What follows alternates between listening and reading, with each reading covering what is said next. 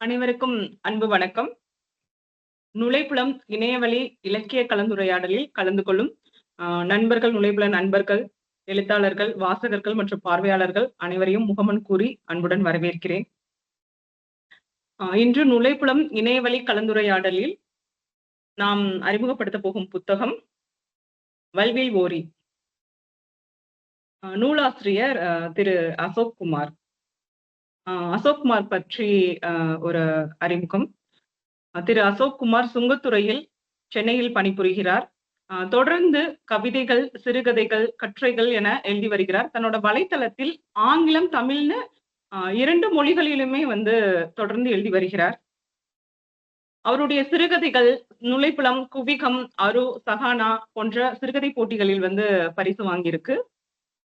அவருடைய கட்டுரைகள் times of India, Ananda Vikatan போன்ற பத்திரிகைகளில் இதுவரை வெளிவந்திருக்கு. தொடர்ந்து கவிதை, கட்டுரைகள், சிறுகதைகள் என எழுதி கொண்டிருக்கிறார். அவருடைய முதல் நூலான சோழவேங்கை கரிகாலன் அப்படிங்கிற வரலாற்று நாவல் பல விருதுகளை பெற்றது. முதுகலை பட்ட ஆய்வுக்கும் அந்த நூல் எடுத்துக்கொள்ளப்பட்டிருக்கு. அதோட 2ஆம் பாகமும் இமயவேந்தன் கரிகாலன் சொல்லிட்டு அதோட 2ஆம் பாகமும் வெளிவந்தது. அடுத்ததாக பரம்பு வேந்தன் பாரின்னு சொல்லிட்டு கடையேழு வள்ளல்களில் ஒருவரான பாரியை நாயகனாக கொண்டு எழுதப்பட்ட பரம்பு வேந்தன் பாரிங்கிறது அவருடைய 3வது வரலாற்று நாவல். 4வதாக இந்த வல்வில் ஓரியை எழுதியிருக்கிறார். இனி 5வதாக மலையமான் இருமுடிக்காரின்னு சொல்லிட்டு அவருடைய 5வது நூலும் வெளிவந்துருச்சு. ஆக தொடர்ந்து வரலாற்று நாவல்களை எழுதுறதுக்கு தூண்டுகோலா எது இருக்கு அப்படின்னு அவர் சொல்றாருன்னா, வேள்பாரி புதினத்தை வெங்கடேசன் எழுதின வேள்பாரி புதினத்தை சொல்றாரு. நம்ம கடையேழு வள்ளல்கள் பத்தி வெறும் ஒரு 4-5 வரிகளில் பாட புத்தகங்களில் பள்ளி காலத்துல படிச்சு கடந்திருப்போம்.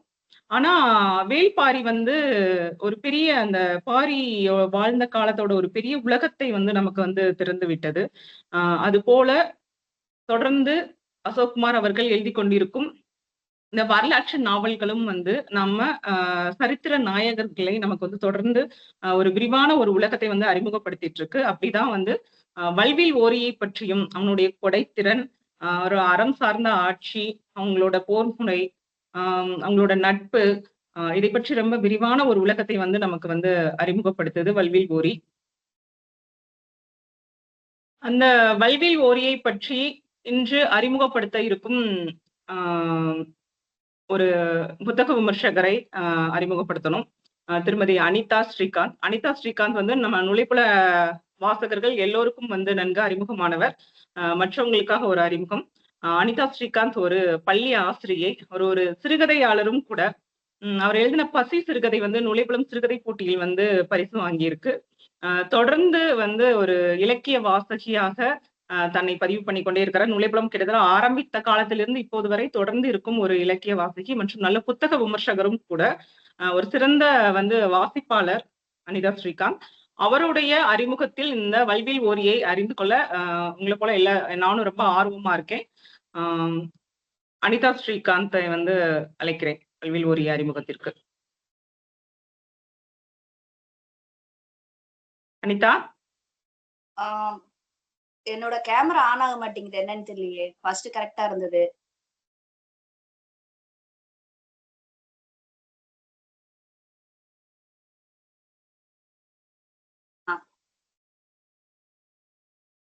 எல்லாருக்கும் வணக்கம். என்னோட அறிமுகத்தை அம்மா ரொம்ப பெருசா அறிமுகப்படுத்திட்டாங்க. நன்றி. அப்புறம் எழுத்தாளர் அசோக்குமார் வந்திருக்கார், அவருக்கு என்னுடைய வணக்கம். இந்த புத்தகத்தை வாசிக்க எனக்கு ஒரு தருணத்தை கொடுத்திருக்காரு, அதுக்கும் அவருக்கு ஒரு நன்றி. எனக்கு வரலாற்று புத்தகத்தை அவ்வளவா நான் அதிகமா படிச்சது இல்லை. ஆனா இந்த புத்தகத்தை எல்லாம் படிக்கும் போது இன்னும் நிறைய புத்தகம் படிக்கணும் அப்படிங்கிற ஆர்வத்தை இந்த புத்தகத்தை படிச்சது மூலமா எனக்கு புரிஞ்சுக்கிட்டேன். அதனால இன்னும் நிறைய வரலாற்று நூல்களை நான் படிக்கணும் அப்படின்னு நினைச்சிட்டு இருக்கேன். எல்லாருக்கும் வணக்கம். இப்போ வல்வில் ஓரி பத்தி, ஏன்னா நிறைய அத்தியாயங்கள் இருக்குங்கிறதுனால நான் நிறைய பேச விரும்பல, நேர கதைக்கு போயிடுறேன். இதுதான் வல்வில் ஓரி புத்தகம். நாற்கரம் பதிப்பகம் வெளியிட்டு இருக்காங்க. இதனுடைய விலை 380 ரூபாய். அட்டைப்படுத்த ஓவியம் வந்து கோபி ஓவியன் அவர்கள் வந்து வரைஞ்சிருக்காரு. இதுக்குள்ள நிறைய ஓவியங்களும் இருக்கு. அது எல்லாமே வந்து ரொம்ப அழகா தத்ரூபமா இதுல வரைஞ்சிருக்காரு. அவருக்கும் என்னுடைய நன்றிகளும் வணக்கங்களும். மொத்தம் இந்த வல்வில் ஓரியில வந்து 25 அத்தியாயங்கள் இருக்கு. எனக்கு வந்து ஓரி எப்படின்னா, நான் பள்ளிக்கூடத்துல படிக்கும் போது ஒரு கடையேழு வள்ளல்களில் ஒருவர் அப்படின்னு மட்டும்தான் தெரியும் இது வரைக்கும். இப்ப வரைக்கும் எனக்கு அப்படிதான் தெரிஞ்சது. ஆனா அவருடைய வரலாறு, அவர் எப்படி ஆட்சி செஞ்சாரு, அவருடைய கொல்லிமலை எப்படி இருக்கும், அதெல்லாம் வந்து இந்த புத்தகத்தை படிச்சதுக்கு அப்புறம் தான் எனக்கே தெரிஞ்சுது. என்ன மாதிரி இன்னும் நிறைய பேர் இருப்பாங்கன்னு நினைக்கிறேன். அவங்களுக்கு எல்லாமே வந்து இந்த புத்தகம் வந்து ஒரு வரப்பிரசாதமா இருக்கும் அப்படின்னு நினைச்சுக்கிறேன். இப்போ இதனுடைய மொத்தம் இதுல வந்து 25 அத்தியாயங்கள் இருக்கு. அதுல முதல் அத்தியாயம் எப்படின்னா, பொன்வளர் பூமி அப்படின்னு கொடுத்திருக்காங்க. பொன்வளர் பூமி இந்த தலைப்பிலேயே நமக்கு தெரியும் அது வந்து எப்படி இருக்கும் அப்படின்னு சொல்லிட்டு. அதாவது இதுல வந்து அந்த கொல்லிமலையோடைய முழு அழகு எப்படி இருக்கும் அப்படிங்கறது இந்த அத்தியாயத்துல கொடுத்திருக்காங்க. அதுலயும் ஒரு புலவர், ஓரி வந்து ஒரு வள்ளல் அப்படிங்கறனால ஒரு வன்பரணர் வந்து எப்படி அந்த கொல்லிமலைக்கு போய் அதனுடைய அழகை ரசிச்சு அவர்கிட்ட போய் எப்படி பரிசு வாங்கார் அப்படிங்கிறத வந்து இதுல முதல்ல கொடுத்திருப்பாங்க. அதுல வந்து முதல்ல அந்த வன்பரணர் போகும்போது அந்த கொல்லிமலையில இருக்கிற பழங்குடி தலைவர் வந்து அவரை எப்படி வரவேற்கிறார், அவங்க வந்து வரவேற்ற உடனே அவங்களுக்கு எப்படி அவரை வந்து சாப்பிடறதுக்கு கொடுக்குறாங்க. அந்த காலத்துல அந்த உணவுகள் எல்லாம் நுண்ணடி நோனை அப்படின்னு கொடுத்துருக்காங்க. அது வந்து திணையடித்த ஒரு பொடி, தேரல், இதெல்லாம் அவங்க கொடுத்து வரவேற்று அப்புறம் அந்த கொல்லிமலையில ஓரியுடைய அரண்மனைக்கு போறதுக்கு உண்டான வழி அதெல்லாம் எப்படி இருக்கும் அப்படின்னு இந்த அத்தியாயத்துல அவங்க சொல்றாங்க. அதுவும் இல்லாம அந்த கொல்லிமலையோடைய சிறப்பு அப்படின்னு ஒரு 2-3 பக்கத்துக்கு கொடுத்திருக்காங்க. அந்த கொல்லிமலை அப்படிங்கிறதே வந்து மூலிகைகள் நிறைந்த ஒரு மலை. அப்ப அங்க இருக்கிற அந்த மூலிகைகள் எல்லாம் எப்படி இருக்கும் அப்படின்னு கொடுத்திருக்காங்கன்னா, வெட்டுப்பட்ட உறுப்புகளை பிணைக்கும் அருந்துளத்தான், அப்புறம் வானவர்களுடன் பேசும் மரமல்லி, இடுமருந்தே எடுக்கும் புல்லாமணக்கு, மரணமில்லா பெருவாழ்வு வாழ, பசிதாகம் ஒடுக்க, முடத்தை நீக்க, உடல் மறைந்து மாயமாக இருளில் ஒளிர அப்படின்னு நிறைய மூலிகைகள் அதுல இருக்கு அப்படிங்கிற அந்த தகவலை வந்து அதுல கொடுத்திருக்காங்க. அதுவும் அந்த மூலிகைகளை வந்து அவங்க எப்படி பொறிப்பாங்க, அந்த இடத்துல இருந்து அவங்க எப்படி அந்த மூலிகைகள் எல்லாம் எடுத்துப்பாங்க அப்படிங்கறத வந்து கொடுத்திருக்காங்க. எப்படின்னா ஒரு உயிர்ப்புள்ள ஞாயிறு அப்படின்னு கொடுத்திருக்காங்க. உயிர்ப்புள்ள ஞாயிறு அப்படின்னா என்னன்னு எனக்கு தெரியல. இந்த நிகழ்வோட கடைசியில அவரு அதுக்கான விளக்கத்தை எனக்கு சொல்லணும்னு நினைக்கிறேன். உயிர்ப்புள்ள ஞாயிறு பிரம்ம முகூர்த்தத்துல ஒரு வளர்ப்பறை சந்திர நாள்ல குரு சுக்கிர ஓரையில நல்ல நேரம் காப்பு கட்டி அந்த மூலிகை கிட்ட போய் உன் உயிர் உடல் நிற்க அப்படின்னு சொல்லிட்டு உயிர் வேறான ஆணிவேர் அறாமல் உயிர் நீரோட்டம் உள்ள வடக்கு கிளைவேர் கிட்ட ஆயுதம் பதியாம அவங்களுடைய விரல்களால அதை மெல்ல எடுத்து பறிச்சு உடனே அதை வந்து மருந்து தயாரிக்க எடுத்துப்பாங்க அப்படின்னு கொடுத்திருக்காங்க. அடுத்து வந்து இதுல வந்து ஓரிக்கு வந்து பன்றி வந்து எப்படி காட்சி அளித்து அந்த இடத்துல ஒரு கோவில் கட்டினாங்க அப்படிங்கிற தகவலை இந்த அத்தியாயத்துல கொடுத்திருக்காங்க. 2வது அத்தியாயம் வள்ளுயிர்காடு. வள்ளுயிர்காடு வந்து ஒரு கேயர்கள் கேயர்கள் அப்படிங்கிறவங்க அறிமுகமாற அந்த பகுதி.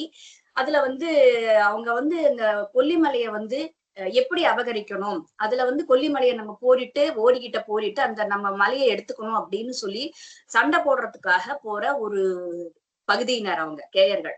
அவங்களுக்கு தலைவர் வந்து கூலப்பிடாரன் அப்படிங்கிறான். அந்த தளபதி வந்து சமநிலையில இருக்கிற நிறைய இடத்துல நிறைய போர்களுக்குள்ள வென்று ஒரு பெரிய ஒரு வெற்றியாளனா இருக்கிறவர். அவர் வந்து எப்படின்னா இது கொல்லி மலையில போய் போரிடுறது வந்து அவருக்கு ஒரு முதல் முறை. அதனால ஒரு பயத்தோடயே அந்த கொல்லிமலையில இருக்கிற அடர்ந்த மரங்கள், அதுல இருக்கிற விலங்குகள், அது எல்லாத்தையுமே பார்த்துட்டு நம்ம எப்படி வந்து அவங்களோட போயிட போறோம் அப்படிங்கிற ஒரு தயக்கத்தோட அந்த இடத்துல உள்ள போய் அங்கேயும் திரும்பவும் நமக்கு அந்த கொல்லிமலையோட அழகு அதுல காட்டும். அதுல வந்து ஒரு முதல் மலை உச்சி, அப்புறம் வந்து அங்க இருக்கிற ஒரு ஐயாறு அப்படிங்கிற ஒரு ஆறு, அந்த வழியா எல்லாம் நம்ம போய் போரிடணும் அப்படிங்கிற ஒரு நிறைய காட்சிகள் வந்து இந்த அத்தியாயத்துல வந்து அவங்க வந்து விரிவாக கொடுத்திருக்காங்க. அதுல வந்து முதல் மலை உச்சியில வந்து முதுவர்கள் இருக்காங்க. அவங்கதான் வந்து முதல் குடிமகர்கள் அப்படின்னு சொல்றாங்க. அவங்கள ஜெயிச்சுட்டு அதுக்கப்புறம் தான் நம்ம வந்து ஓரியோட இருக்கிற அந்த அரண்மனை கிட்ட போய் அவரை வந்து ஜெயிக்க முடியும். அதனால முதல்ல அங்க போய் அவங்கள போரிடணும் அப்படின்னு சொல்லிட்டு அதுக்கான ஒரு போர் திட்டம் எல்லாம் அவங்க போடுறாங்க. அந்த நேரத்துல வந்து ஒரு நாள் வந்து அந்த முதுமலையில இருக்கிற ஆண்கள் எல்லாமே வந்து ஒரு காளி தேவிக்கு பூஜைக்காக எல்லாரும் ஒரு இடத்துக்கு போயிருப்பாங்க. அப்ப அந்த கிராமத்துல வந்து வெறும் பெண்கள் மட்டுமே இருப்பாங்க. அப்போ இவங்க வந்து பெண்கள் மட்டுமே, பெண்களும் குழந்தைகளும் மட்டுமே இருக்காங்க அப்படிங்கறதுனால நம்ம போய் சீக்கிரம் போரிட்டு அந்த இடத்த நம்ம கைப்பற்றிடலாம்னு ஒரு பிளான் போட்டுட்டு அங்க போவாங்க. அந்த இடத்துக்கு போறதுக்கான வழிதான் இந்த அத்தியாயத்துல கொடுத்திருப்பாங்க. அடுத்து வந்து இந்த புத்தகத்துல வந்து ஒவ்வொரு அத்தியாயத்திலையும் வந்து ஒரு குட்டி குட்டி பாக்ஸ்ல வந்து ஒரு வரி கொடுத்திருப்பாங்க. அதுல இந்த அத்தியாயத்துல ஒண்ணு கொடுத்திருக்காங்க, பொருள் தேடும் மனதை அறம் நெருங்குவதில்லை. அது வந்து ரொம்ப அழகா இருந்தது அந்த இது. அதாவது எப்படி நம்ம பொருள் தேடிட்டு போனாலும் அதுல வந்து நம்மளுடைய அறம் வந்து நம்மள வந்து பார்க்காது. அதாவது குழந்தைகளையும் பெண்களையும் கொல்லணும் அப்படின்னு ஒரு தயக்கம் இருந்தாலும் சரி, நமக்கு வந்து பின்னாடி வந்து நிறைய பொற்காசுகளும் பரிசுகளும் கிடைக்கும் அப்படிங்கிற அந்த ஆசையினால நம்ம வந்து ஆசையினால அவங்களை கொல்லறதுக்காக முயன்று போறாங்கல்ல, அதத்தான் இந்த வரிகள் குறிப்பிடுது அப்படின்னு நினைக்கிறேன். கரெக்டா எனக்கு தெரியல. அடுத்து வந்து இவங்க போகும்போது அங்க இருக்கிற அந்த பெண்களுக்கு வந்து எப்படியோ தெரிஞ்சிருது இவங்க வராங்க அப்படின்னு. ஏன்னா புது ஆள்கள் கொல்லிமலையில வரும்போது அங்க இருக்கிற பறவைகள், விலங்குகள் இது எல்லாமே ஏதோ ஒரு புது சத்தத்தை கொடுத்து அவங்களுக்கு அங்க இருக்கிற அந்த பழங்குடி மக்களுக்கு அதை வந்து தெரியப்படுத்தும். யாரோ ஒருத்தர் புதியவங்க வராங்க அப்படின்ட்டு உடனே இவங்க எல்லாம் தயாரா இருப்பாங்க. யாரோ ஒரு புதியவங்க வராங்க, யாரா வேணா இருக்கலாம், போரிடுறதுக்கா இருக்கலாம், சிலப்போ பரிசு வாங்குறதுக்கு வரவங்களா இருக்கலாம், எதா இருந்தாலும் ரெடியா இருக்கணும்னு பார்க்கும்போது அவங்க ஒவ்வொரு இடத்துல ஒவ்வொரு ஆட்களை வச்சிருப்பாங்க. அவங்க மூலமா இவங்களுக்கு வந்து தகவல் தெரியும், இவங்க போரிட வராங்கன்னு.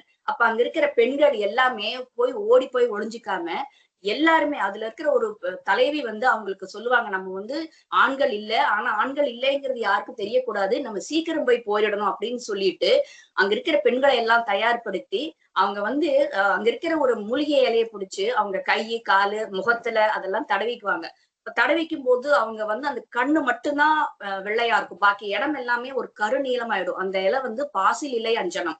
அத வந்து தடவிட்டு அவங்க போய் போயிடுறதுக்காக ஒவ்வொரு இடத்தையுமே மறைஞ்சு நின்று ஒவ்வொருத்தரையும் தாக்குற மாதிரி இதுல கொடுத்திருப்பாங்க. அதான் அடுத்தது வந்து தெய்வத்தின் நிழல், கேயர்கள் முதுவர்களின் போர், கூலப்படாரன் இறப்பு. இதுதான் இந்த அத்தியாயத்துல கொடுத்திருக்காங்க. அதாவது 3வது அத்தியாயத்துல வந்து அந்த பெண்கள் வந்து எப்படி போய் அவங்க கிட்ட போரிடுறாங்க அப்படின்னு சொல்லிட்டு, அடுத்து வந்து அந்த தலைவன் அந்த தளபதி வந்து கூலப்படாரன் வந்து நிறைய அந்த அம்புகளால ஏற்பட்டு அவர் வந்து இறந்து போறார். அப்ப அந்த இறந்து போற நேரத்துல அந்த கொல்லிமலைக்கே உண்டான ஒரு தெய்வம் இருக்கு, கொல்லிப்பாவை. அந்த கொல்லிப்பாவை அவர் முன்னாடி வரார். அவன் முன்னாடி அதுவும் அந்த நேரத்துல தன்னுடைய உடம்பு முழுக்க அம்புகளால அவன் உயிர் போற நேரத்துல இருக்கும்போது அந்த கொல்லிப்பாவை வரா. அந்த கொல்லிப்பாவையோட அறிமுகம் இதுல கொடுக்கும்போது அவ்வளவு ஒரு அழகா இருக்கும். அந்த கொல்லிப்பாவை வந்து ஒரு அழகான கண்கள், ஒரு அழகான கூந்தல், அவளுடைய உடல்வாகு வந்து அவ்வளவு எந்த ஒரு ஆணையும் அப்படி இருக்கும்படியான ஒரு உடல்வாகு அப்படின்னு அதுல ஒரு வர்ணிச்சிருப்பார். அப்ப அந்த பெண் வந்து அப்படி வரும்போது இந்த உயிர் போற நிலையிலுமே இந்த கூலப்பிடாரன் அவளை பார்த்து இவளை நம்ம எப்படியாவது நம்மள உண்டாக்கிக்கணும், நம்ம கிட்ட தந்தாக்கிக்கணும், எப்படியாவது அவளோட நம்ம உறவு வச்சுக்கணும் அப்படின்னு அந்த நேரத்திலயும் அவன் நினைக்கிறான். அதுதான் வந்து அந்த கொல்லிப்பாவையுடைய ஒரு இது வந்து பக்கத்துல வந்து அவளை பார்க்கவும் இவனுக்கு அந்த உயிர் போற நேரத்திலயுமே அவன் மேல ஒரு ஆசை வருது. அப்படி ஆசை வரும்போது அணைக்கலான்னு போகும்போது அணைக்கும் போதுதான் அவளுடைய உண்மையான உருவம் அங்க நமக்கு வெளியே வரும். ஒரு பேய் முகமான ஒரு கோர முகம் அவளுக்கு வந்து அவளுடைய பற்கள் கோரையாகி அவன் அப்படியே அந்த கழுத்துல கடிச்சு அவன் உயிரை எடுக்கிறான். அதுதான் இந்த கூலப்படாரனுடைய இறப்பு. அப்படிதான் இறப்பு வருது. இந்த இடத்துல இந்த கொல்லிப்பாவையுடைய அறிமுகம் நமக்கு இந்த அத்தியாயத்துல வருது. அடுத்து வந்து 4வது அத்தியாயம் வில்லி நாட்டம். வில்லி நாட்டத்துல வந்து எப்படின்னா வன்வர்ணர் வந்து அந்த இதுக்காக மலையேறி போறாரு, ஓரிய பாக்குறதுக்காக. போகும்போது அங்க வந்து காடுங்கிறனால வந்து அவர்களுக்கு கூட்டிட்டு போறதுக்கும் அந்த பழங்குடியில இருக்கிறவங்க துணைக்கு வருவாங்க. அப்ப அவங்க வந்து ஒவ்வொரு அடி எடுத்து வைக்கும் போதும் அவங்க சொல்லுவாங்க, இந்த புல்லெல்லாம் ரொம்ப நசுங்கின ஒரு வாசனை வருது, அதனால ஒரு மதம் பிடிச்ச யானை இந்த வழியா போயிருக்கும், நம்ம எதுக்கும் கொஞ்சம் இதா போலாம், ஏன்னா எப்ப வேணாலும் நம்ம பக்கம் திரும்பி வரலாம்னு சொல்லிட்டு இருக்கும் போதே அங்க வந்து ஒரு பெரிய ரொம்ப சத்தம் கேக்குது. எல்லாரும் போய் ஓடி ஒளிஞ்சுக்கலாம்னு சொல்லும் போது அந்த மதம் பிடிச்ச யானை ஒரு பன்றியை துரத்திட்டு வருது. இன்னொரு பக்கம் ஒரு புலி ஒரு மானை துரத்திட்டு வருது. எல்லாரும் இப்படி நடுவுல நிக்கும் போது ஆளுக்கு ஒரு பக்கமா ஓடும் போது அந்த இடத்துல ஒரு வேடம் வரான். வேடம் வந்து ஒரே ஒரு வில், ஒரே ஒரு அம்பு எடுத்து அந்த எல்லாத்தையுமே ஒரு அம்புல வந்து அந்த மதம் பிடித்த யானை, அந்த பன்றி, புலி, மான், கூடவே இன்னொரு உடும்பு அத்தனையும் அந்த வேடன் வந்து கொன்னுடுறான். கடைசியில தான் தெரியும் அந்த வேடம் தான் ஓரி அப்படின்னு. எல்லாரும் ரொம்ப சந்தோஷமா ஓரிய வந்து இப்படி ஒரு அமைதியான ஒரு அரசரா அப்படின்னு சொல்லி பாராட்டுவாங்க. அந்த அத்தியாயம் இதுல இருக்கு. அடுத்து வந்து அந்த அதுல வந்து திரும்பவும் இன்னும் கொல்லிமலையோடைய அந்த விரிவாக்கத்தை கொடுத்திருப்பாங்க. எத்தனை பக்கத்துல இருக்கிற 4 பக்கமும் இருக்கிற இதுல திசைக்கு ஒன்றாக ஒவ்வொரு தெய்வங்கள் வந்து அந்த கொல்லிமலைய காவல் காக்கும். அப்புறம் வந்து அந்த 18 சித்தர்கள், சிவனையே குருவாக கொண்ட 18 சித்தர்கள் அந்த கொல்லிமலையில இருக்காங்க அப்படிங்கிற அந்த நிறைய தகவல்கள் எல்லாமே இதுல கொடுத்திருப்பாங்க. மீண்டும் கொல்லிப்பாவை பற்றிய ஒரு அறிமுகத்தை இதுல கொடுத்திருப்பாங்க. அப்புறம் இந்த வேட்டையாடினது இதெல்லாமே வந்து ரொம்ப சிறப்பா இதுல வந்து சொல்லிட்டு போயிருப்பாங்க. அடுத்து வந்து அருமணிங்கிறது வந்து அரைப்பள்ளியினுடைய ஒரு அரண்மனையினுடைய அழகை கொடுத்திருப்பாங்க. ஓரியினுடைய அரண்மனை வந்து எவ்வளவு அழகா இருக்கும் அப்படின்னு கொடுத்திருப்பாங்க. ஒரு பச்சையான ஒரு மலையில ஒரு வெள்ளை கலர் சிலந்தி எப்படி தன்னுடைய கைகளை விரித்து இருக்குமோ அந்த மாதிரி ஒரு அமைப்புல அந்த அரண்மனை இருக்கும் அப்படின்னு கொடுத்திருக்காங்க. அப்புறம் வந்து அந்த அரண்மனையில நிறைய வந்து பாணர்களும் புலவர்களும் நிறைஞ்சிருப்பாங்க. அப்புறம் வந்து நிறைய குதிரைகள், யானைகள் இதெல்லாம் இருக்கும். நிறைய பொன் பொருட்கள் இது எல்லாமே அந்த அரண்மனையில நிறைய நிறைஞ்சிருக்கும். அப்போ வந்து யானைகள் குதிரைகள்லாம் எதுக்கு அப்படின்னா இந்த புலவர்களும் பாணர்களும் வந்து நிறைய பரிசு பொருட்களை தேவையானதை வாங்கிட்டு அவங்களால தூக்க முடியல அப்படின்னா இந்த யானைகளும் குதிரைகளையும் அவங்களோட அனுப்பி அவங்களோட அந்த பொருட்களை எடுத்துட்டு போறதுக்காக அதை வச்சிருப்பாங்க. அந்த அரண்மனையுடைய அழகை எல்லாமே வந்து இந்த அத்தியாயத்துல கொடுத்திருப்பாங்க. அடுத்து வந்து வானேறும் மலைகள் அப்படிங்கிற ஒரு தலைப்பு. அதுல வந்து வீரக்குடியினர் அப்படிங்கிற ஒரு அறிமுகத்தை அதுல கொடுத்திருப்பாங்க. அவங்கதான் அதனுடைய முதல் குடிமகன்கள். இது வந்து ஓரியினுடைய தந்தை ஆதன் முடிவெடுத்த ஒரு இது. இவங்கதான் முதல் குடியா இருக்கணும் அப்படின்னு சொல்லி அது வந்து வழி வழியா அப்படியே வந்துட்டு இருக்கு. அவங்க வந்து சில வழக்கத்தை எல்லாம் ஏற்படுத்தியிருக்காங்க. அந்த வழக்கம் எல்லாம் அதெல்லாம் என்ன அப்படிங்கறத அந்த அத்தியாயத்துல அவங்க கொடுத்திருக்காங்க. அப்புறம் வந்து ஓரி வந்து இந்த பெண்கள் எல்லாம் வந்து போரிட்டு அந்த எதிரிகளை வந்து கொண்டுட்டாங்க அப்படிங்கறதுனால இவங்க வந்து நம்ம போய் பார்க்கணும் அவங்கள, அதுதான் மரியாதை அப்படின்னு ஓரி வந்து அந்த இடத்துக்கு போய் அந்த பெண்கள் எல்லாம் பார்த்து நன்றி சொல்ற ஒரு இது. அப்பதான் அதுல வந்து ஐராழிங்கிற ஒரு பெண் வந்து ரொம்ப போரிட்டு அதுல எல்லாரையும் நிறைய பேரை வந்து அவ எதிரிகளை வந்து வேட்டையாடிப்பா. அப்போ அவனுக்கு வந்து ஐராழிய வந்து பாத்துட்டு நான் வந்து எனக்கு ஐராழிய வந்து நான் திருமணம் பண்ணிக்கிறேன், அவ யாரு எப்படி இருப்பா எதுவுமே தெரியாம அவளுடைய அந்த போர்க்குணத்தை மட்டுமே வச்சு எனக்கு வந்து அவளை திருமணம் பண்ணிக்க ஆசைப்படுறேன் அப்படின்னு அந்த இடத்துல சொல்லுவார். அந்த அத்தியாயத்தை இதுல கொடுத்திருக்காங்க.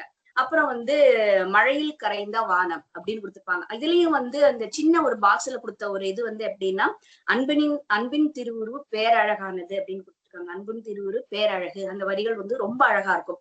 இதுல வந்து ஓரியும் ஐராழியுடைய திருமணம் பற்றின நிறைய விவரங்களை வந்து இந்த அத்தியாயத்துல கொடுத்திருப்பாங்க.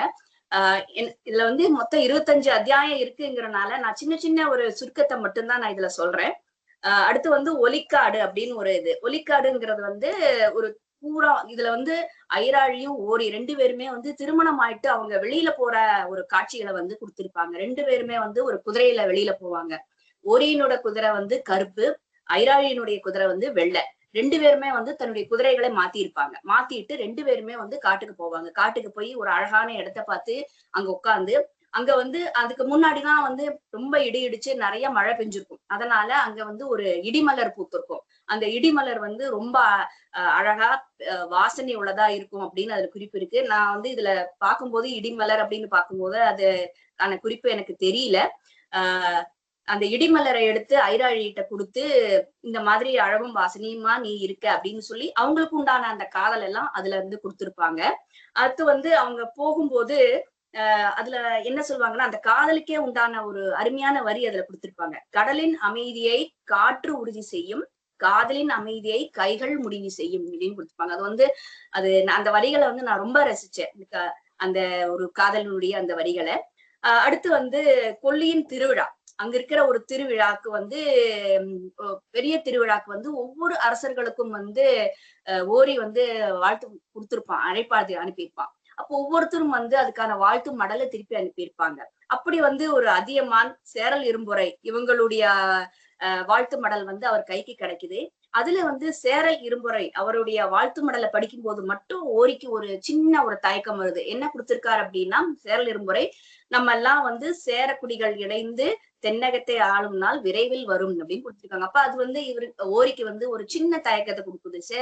எப்படி சேரக்குடிகள் எல்லாம் ஒன்னா சேர்ந்து ஒரு தென்னகத்தை ஆள முடியும், அவர் எதை மனசுல நினைச்சு நமக்கு இப்படி ஒரு வாழ்த்து மடலை கொடுத்தாரு அப்படின்னு அந்த இடத்துல ஒரு சின்ன கேள்விக்குறியோட அந்த அத்தியாயத்தை முடிச்சிருப்பாங்க. அடுத்து வந்து சதுரங்க நகர்வுங்கும் போதே நமக்கு தெரியும் அதுல வந்து எந்த மாதிரியான ஒரு விளக்கங்கள் இருக்கும், கதை நகரும் அப்படின்னு அந்த அத்தியாயத்தை வச்சே நம்ம தெரிஞ்சுக்கலாம். அதுல வந்து பெருக்கரையூர் அப்படிங்கிற ஊர்ல வந்து 2 பேர் இருக்காங்க. அவங்க வந்து அழகான ஒரு கோவில் சிலைகளை வடிக்கிறதுல வந்து ரொம்ப தேர்ந்தவங்களா இருப்பாங்க. அண்ணன் தம்பிகள் 2 பேரும். அவங்க அப்பா வந்து அதை விட அவர் வயசானதுனால அவர்கிட்ட இருந்து கற்றுக்கிட்டு இவங்க வந்து அந்த சிலைகளையும் சிற்பங்களையும் வடிக்கிறதுல ரொம்ப அழகா தேர்ந்திருந்தாங்க. அப்ப அவங்கள அவங்க வந்து கடம்பழகன் இவங்க 2 பேரையும் பாக்குறதுக்காக ஒருத்தர் வராரு. அவர் வந்து எங்க அதியமான் வந்து அவருடைய ஊர்ல வந்து இந்த மாதிரி கோவில்கள் எல்லாம் கட்டுறதுக்கு நிறைய கோயில்கள் கட்டணும்னு முடிவு பண்ணியிருக்காரு. அதனால இங்க இருக்கிற அந்த சிற்பக்கலை வல்லுநர்களை வந்து அவர் வந்து கூட்டிட்டு போய் அதுல கட்டணும்னு விரும்புறாரு. அதை நான் எவ்வளவு பரிசுகள் பொருட்கள் வேணுமோ அதெல்லாம் தரதுக்கு தயாராகவும் இருக்காரு. அதனால நீங்க கண்டிப்பா வரணும் அப்படின்னு சொல்லி அந்த 2 பேரை வந்து கூட்டிட்டு போவாங்க. அவன் வந்து தகடூர் வீரன் பட்டாமன் அவங்க வந்து கூட்டிட்டு போறாங்க. கூட்டிட்டு போயிட்டு கொஞ்சம் தூரம் போனதுக்கு அப்புறம் தான் அவங்களுடைய உண்மையான குணமே அதுல தெரியும். அது என்னங்கிறத வந்து நீங்க இதுல பாத்தீங்கன்னா தெரியும். இந்த புத்தகத்தை வாங்கி படிச்சீங்கன்னா தெரியும். அவங்க ஏதோ ஒரு சூழ்ச்சி பண்ணி இவங்க 2 பேரையுமே வந்து கொன்னுட்டு ஓரியின் மேல பழி போடுறதுக்காக ஓரிதான் இந்த இதுக்கு பண்ணினான் அப்படிங்கிறதுக்காக வேறொரு மன்னருக்கு அதாவது அவங்க 2 பேருக்குள்ள சண்டை மூடுறதுக்காக பண்ணின ஒரு சூழ்ச்சியாதான் இது இருக்கும். அத வந்து இந்த கதையில வந்து இந்த இது அத்தியாயத்துல அவங்க முடிச்சிருப்பாங்க. அடுத்து வந்து இறப்பின் வண்ணங்கள்ங்கிறது ஐராழியும் ஓரியும் அந்த காட்டுக்குள்ள போயிட்டு இருந்தாங்க இல்லையா? அப்ப வந்து ஒரு வயசான ஒரு யானை, நிறைய யானை கூட்டங்கள் வரும். அப்ப அந்த வயசான யானை வந்து ஒரு முதிர்ந்த யானை வந்து எல்லா யானையும் பார்த்து ஒரு மாதிரி போயிட்டு வரேன் அப்படின்னு சொல்ற மாதிரி தன்னுடைய தும்பிக்கையை எல்லாம் உயர்த்தி ரொம்ப சத்தம் போட்டு ஒரு பிரிகிற மாதிரி ஒரு காட்சி வரும் அதுல. அப்ப இவங்க 2 பேரும் அதை பார்த்துட்டு இருப்பாங்க. எதுக்காக அந்த வயசான யானை இந்த கூட்டத்தை விட்டு பிரிஞ்சு போகுது அப்படின்னு சொல்லிட்டு கொஞ்ச தூரம் போன உடனேயே அந்த யானை வந்து அந்த இடத்துல இருந்து மறைஞ்சு போயிடுது. ஒரு நிறைய கற்கள் எல்லாம் இருக்கிற ஒரு மலைப்பகுதியில அந்த யானை மறைஞ்சு போயிடுது. இவங்க பின்னாடியே போய் பாக்குறாங்க. என்ன அது அப்படின்னு பார்த்தா அது வந்து கரீம் அப்படின்னு கொடுத்திருக்காங்க. கரீம் அப்படின்னா என்னன்னா இந்த வயதான யானைகள் எல்லாம் வந்து மரணத்தை வந்து தன்னுடைய மரணம் நெருங்குது அப்படிங்கும் போது ஒரு அமைதியான இடத்துக்கிட்ட போய் நின்று தன்னுடைய உயிரை வந்து போறதுக்கு அந்த இடத்துல நிக்கும். அதுதான் கரீம். அந்த இடத்துக்கு போகும்போது அந்த இடத்துல வந்து நிறைய யானைகள் வந்து இறந்து போயிருக்கும். அதனுடைய எலும்பு தந்தம் எல்லாமே அந்த இடத்துல இருக்கும். யானையோட அந்த சதை சிலதெல்லாம் அழுகின வாசனை அது எல்லாமே அந்த இடத்துல இருக்கும். அப்ப அந்த போன அந்த வயசான யானை தன்னுடைய உயிர் போறதுக்கு அந்த கடைசி தருவாயில இருக்கும் போது ஐராழி வந்து அது பக்கத்துல உட்கார்ந்து அதை தடவி கொடுப்பா. அப்ப அது வந்து ரொம்ப பெருமூச்சு விட்டு அதனோட உயிர் போகும்போது ரொம்ப அழுவா. இந்த மாதிரி ஒரு இதற்கே அப்ப சொல்ல இதுதான் வந்து இயற்கையினுடைய ஒரு நியதி, இந்த மாதிரிதான் போகும், இதுக்காக நம்ம கலங்கக்கூடாது அப்படின்னு சொல்லிட்டு வெளியில வருவாங்க. வெளியில வந்தோம்னா அங்க ஒரு மறைமான் இருக்கும். மறைமான வந்து 4 கோநாய்கள், அதாவது நிறைய கோநாய்கள் எல்லாம் வந்து உயிரோட அதோட வயித்தை கடிச்சு தின்னுட்டு இருக்கும். ஆனா அந்த மானுக்கு வந்து உயிர் இருக்கும். அப்ப அது வந்து ஐராழி 2யும் வேறுபடுத்தி பாத்துக்குவா. ஒரு யானைக்கு வந்து எப்படி ஒரு அமைதியான ஒரு மரணமும், இந்த மறைமானுக்கு எப்படி ஒரு கோரமான வலி மிகுந்த ஒரு மரணமும் இருக்கு, மரணத்திலயும் இத்தனை வேறுபாடுகள் இருக்கு அப்படின்னு அந்த இடத்துல அவ பார்த்துட்டு ரொம்ப ஒரு சங்கடத்துல இருக்கிற மாதிரி அந்த இதை முடிச்சிருப்பாங்க. அடுத்து வந்து சிறகு முளைத்த வானம் அப்படின்னு ஒரு தலைப்பு. அதுல வந்து அந்த மூலிகை திருவிழா கொண்டாட்டம். நான் முதலே சொன்னேன்ல, அந்த மூலிகைக்கு ஒரு நாள் குறித்து அதை வந்து பறிப்பாங்க அப்படின்னு சொல்லிட்டு. அப்ப அந்த மூலிகை திருவிழாக்கு என்னெல்லாம் பண்ணுவாங்க அப்படிங்கறத முழுக்க இந்த அத்தியாயத்துல கொடுத்திருக்காங்க. அதுக்கு முதல்ல அவங்க சாமிக்கு காப்பு கட்டும் போது மழை வருமா. இப்ப அந்த மழை வந்துதான் அந்த மண்ணை நினைக்கும். அந்த மண்ணை நினைக்கும் போதுதான் அந்த மண்ணுல இருந்து நம்மளால மூலிகைகளை வந்து ஈஸியா எடுக்க முடியும். ஆனா அந்த நேரத்துல வந்து மழை வராம இவங்களை சதி பண்ணிடுது. உடனே அந்த மலை மேல இருக்கிற ஒரு சின்ன குட்டையில இருந்து எப்படி ஓரி வந்து அந்த மூலிகை இருக்கிற இடத்துக்கு தண்ணி கொண்டு வரான் அப்படிங்கறத வந்து ரொம்ப அழகா சொல்லியிருப்பாங்க. தண்ணி கொண்டு வந்து அந்த மூலிகை இருக்கிற மண்ணெல்லாம் நனைஞ்ச உடனேயே அவங்க வந்து எப்படி மூலிகைகள் பறிப்பாங்கன்னா, நம்மளுடைய அந்த கால்கள் வந்து அந்த மண்ணுல படக்கூடாதுங்கிறதுக்காக முழங்கால வந்து கட்டிக்குவாங்க. கட்டிட்டு அந்த காலை கட்டிட்டு அதுக்கப்புறம் தான் அவங்க அந்த முட்டி போட்டுட்டு தான் இறங்குவாங்க. கால் படக்கூடாது, எந்த செடி மேலேயும் காடு படக்கூடாதுன்னு அந்த முட்டிகளை கட்டிட்டு அவங்க இறங்கி போவாங்க. அந்த இதை வந்து அதுல கொடுத்திருக்காங்க. அதுவும் அந்த மூலிகையில பறிக்கிறதுக்கு வந்து எல்லாராலையும் முடியாது. எல்லாரும் வந்து சிலவங்க அதுக்காக வந்து விரதம் எல்லாம் இருந்து அவங்க மட்டும்தான் அதை போக முடியும். அப்படி அந்த காட்சிகளை வந்து அதுல ரொம்ப அருமையா கொடுத்திருப்பாங்க. அந்த மூலிகைகளை பறிச்சு உடனே மருந்து தயாரிக்கிறது அதுல கொடுத்திருப்பாங்க. அடுத்து வந்து வானின் நிழல். அதுக்குள்ள இங்கெல்லாம் வந்து போருக்கு ரெடி ஆறாங்க நிறைய பேர். ஓரியோட அந்த அரண்மனையை நம்ம கைப்பற்றணும், கொல்லிமலையை நமக்கு வேணும் அப்படின்னு ஒவ்வொரு இடத்துலயும் ஒவ்வொரு மன்னர்களுக்குமே அந்த ஒரு கொல்லிமலையை வந்து நம்ம வச்சுக்கணும் அப்படிங்கிற ஒரு எண்ணம் இருந்தது அப்படிங்கறது இந்த புத்தகத்தை படிக்கும் போது நமக்கு தெரியும். அதுல வந்து வானின் அந்த இதுல வந்து கரந்தடி போர் முறை பற்றி கொடுத்திருக்காங்க. அது எப்படி அப்படின்னா, பகையனை வந்து நேருக்கு நேர் சந்திக்காம ஒரு பக்கமா மறைஞ்சிருந்து அவங்கள தாக்குறது. கொல்லிமலை வந்து நிறைய மரங்கள் இருக்கிற ஒரு இடம்ங்கிறனால எந்த பக்கம் மறைஞ்சிருந்தாலும் அவங்க மத்த எதிரிகளுக்கு வந்து அவங்கள கண்டுபிடிக்க முடியாது. அப்படி மறைந்திருந்து அம்புகளாலையும் வில்லுகளாலையும் அவங்கள வந்து தாக்குறதுதான் கரந்தடி போர் அப்படின்னு கொடுத்திருக்காங்க. அதுல வந்து நல்லுருத்திர சோழனுக்கும் ஓரிக்கும் நடக்கிற போரைத்தான் இதுல ரொம்ப அருமையா கொடுத்திருப்பாங்க. அவங்க எப்படி போரிடுறாங்க, ஓரின் வீரர்கள் எப்படி போரிடுறாங்க, அதை எப்படி நல்லுருத்த சோழனுடைய அந்த தளபதியும் அவருடைய வீரர்களும் எப்படி அதை வந்து எதிர்கொள்றாங்க அப்படிங்கறது வந்து அந்த போரை பூரா இதுல கொடுத்திருப்பாங்க. அடுத்து வந்து அந்த அத்தியாயத்தின் கடைசி ஆகும்போது ஐராயனுடைய ஒரு தாய்மை அடையிற அந்த இதை கொடுத்திருப்பாங்க. அடுத்து வந்து நாணேறிய எண்ணங்கள். அப்புறம் வந்து அந்த அரைப்பள்ளியுடைய அந்த அரைப்பள்ளியில வந்து இருக்கிற ஒரு சிவன் கோவில் பத்தின ஒரு வர்ணனை அதுல கொடுத்திருப்பாங்க இந்த அத்தியாயத்துல. அதுல வந்து அந்த கோவிலுக்கு வந்து ஐராழியும் ஓரியும் போற மாதிரி இதுல காட்டியிருப்பாங்க. அவங்க 2 பேரும் அந்த கோவிலுக்கு போய் அந்த நாதரை வந்து சிவனை வந்து தொழற மாதிரி இருக்கும். அந்த கோவிலுடைய அந்த சிற்பங்கள் எல்லாம் எப்படி இருக்கும், அதை யாரு பண்ணினாங்க, அந்த கதைகள் எல்லாம் வந்து ஓரி ஐராழி கிட்ட சொல்லிட்டு நடந்து போயிட்டு இருப்பாங்க. அப்பதான் வந்து ஒரு ஒரு இது கிடைக்கும், அவங்க கிட்ட ஒரு ஓலை கிடைக்கும் ஓரிக்கிட்ட.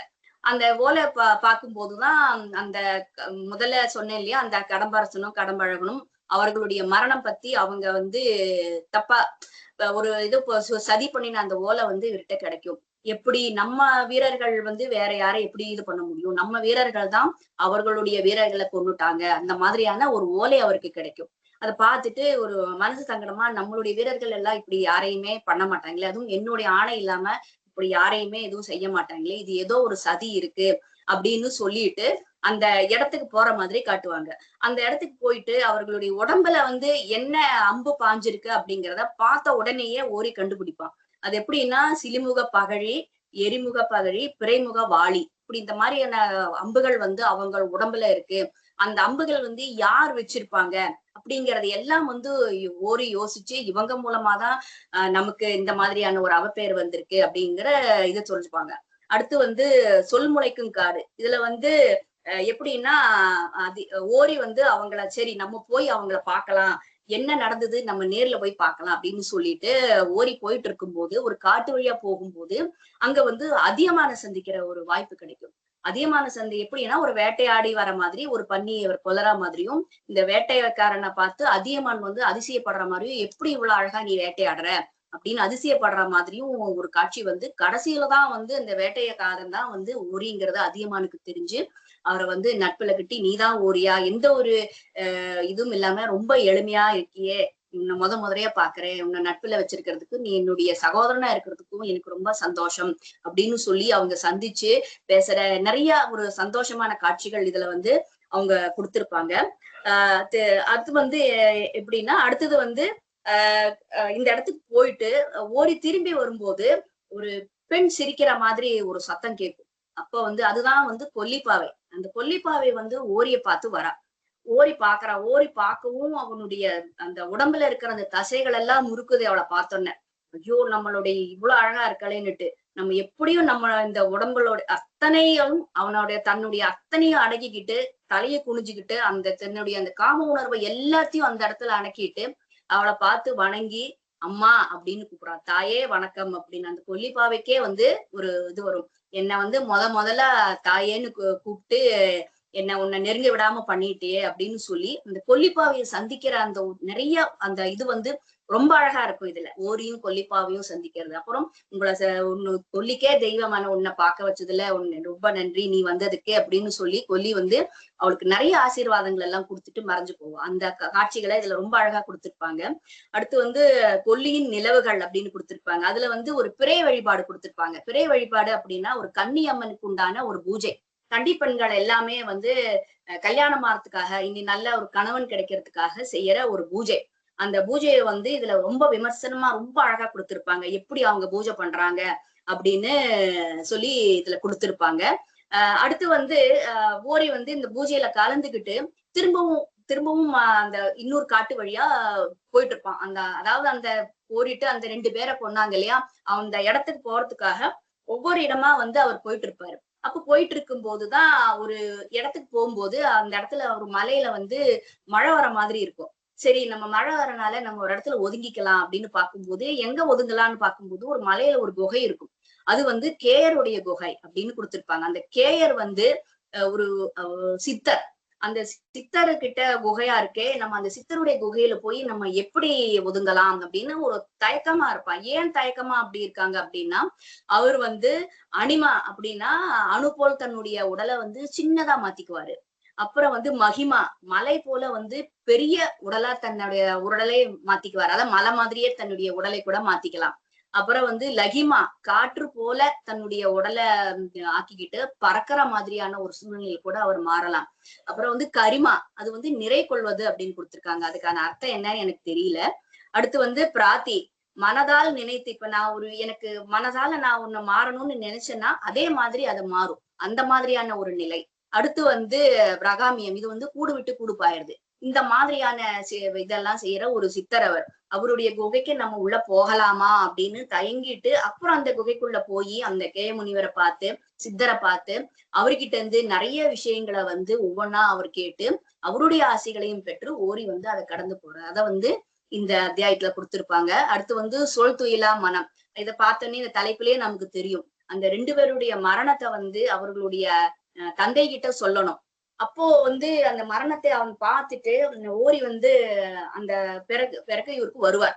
வந்துட்டு அவங்க அப்பாவை பார்த்து நம்ம இந்த மரணத்தை சொல்லணுங்கும் போது அவர் கூடவே வந்து அந்த பழங்குடியினை தலைவன் சிலம்பரனும் வருவார்.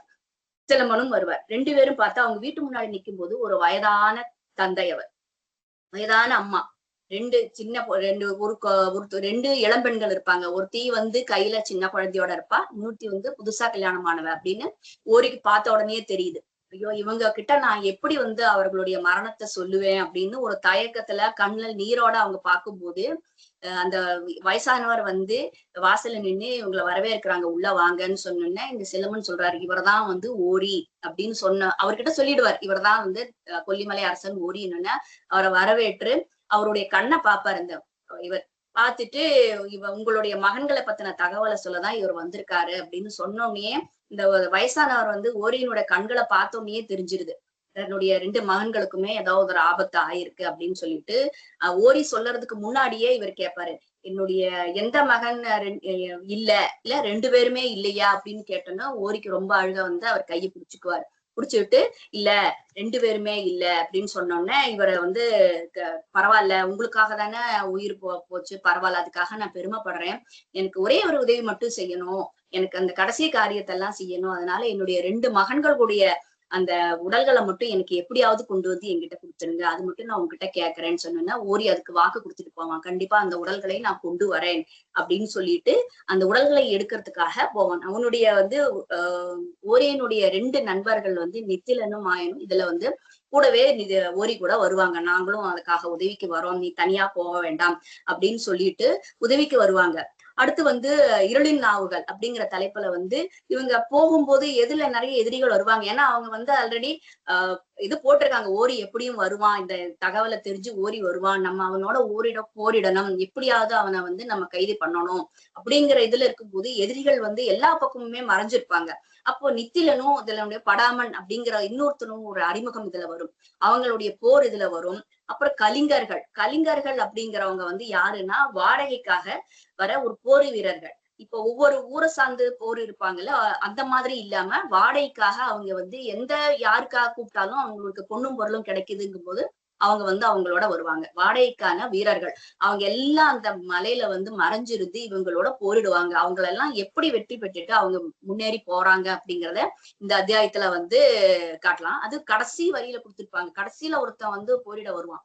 அவனை கொன்னதுக்கு அப்புறம் தான் தெரியும் அது யாரு அப்படின்னு. கடைசியில பார்த்தா அது வந்து காரியுடைய ஒரு வீரனா, காரி நாட்டை சேர்ந்த ஒரு வீரன் அப்படிங்கும்போது ஓரிக்கு ரொம்ப அதிர்ச்சியா இருக்கும். நம்மளுடைய நட்பு காரியினுடைய வீரரா என்னை வந்து கொல்லறதுக்காக வந்தான் அப்படின்னு ரொம்ப அதிர்ச்சியாகி அந்த இடத்துல நிற்பான். அடுத்து வந்து அடுத்த இதுலயும் வந்து சொற்கன் வடுக்கல், அதுல வந்துதான் தெரியும் அதுல வந்து மலாட்டின் துணை தளபதி பூதத்தேவன் அப்படிங்கிறது தெரியும். அது யாரு அப்படின்னு தெரிஞ்சுட்டு சரி இனிமேலும் நம்ம வந்து காத்திருக்க வேண்டாம், நம்ம வந்து போற அறிவிச்சிடலாம் அப்படின்னு சொல்லிட்டு சரி நம்ம போய் வந்து நம்மளுடைய களரி சாலையில எல்லாம் தயாரா இருக்காங்களா நம்ம பார்க்கலாம் அப்படின்னு சொல்லிட்டு போற அந்த களரி சாலை எப்படி இருக்கும், ஒரியினுடைய களரி சாலை எப்படி இருக்கும், அதுல அந்த வீரர்கள் எல்லாம் எப்படி வந்து பயிற்சி பெறுறாங்க, அதுக்கு யார் தலைவர் அப்படின்னா விண்மணி அவர் வந்து எப்படி அதுக்கான பயிற்சிகள் எல்லாம் கொடுக்குறாங்க அப்படிங்கறதெல்லாம் இந்த அத்தியாயத்துல வந்து கொடுத்துட்டு கடைசியில வந்து ஓரி வந்து காரிக்கு மடல் எழுதுறாரு. சரி நம்ம வந்து போர்ல சந்திக்கலாம், அதுதான் உங்களுடைய விருப்பம் அப்படின்னா நம்ம போர்ல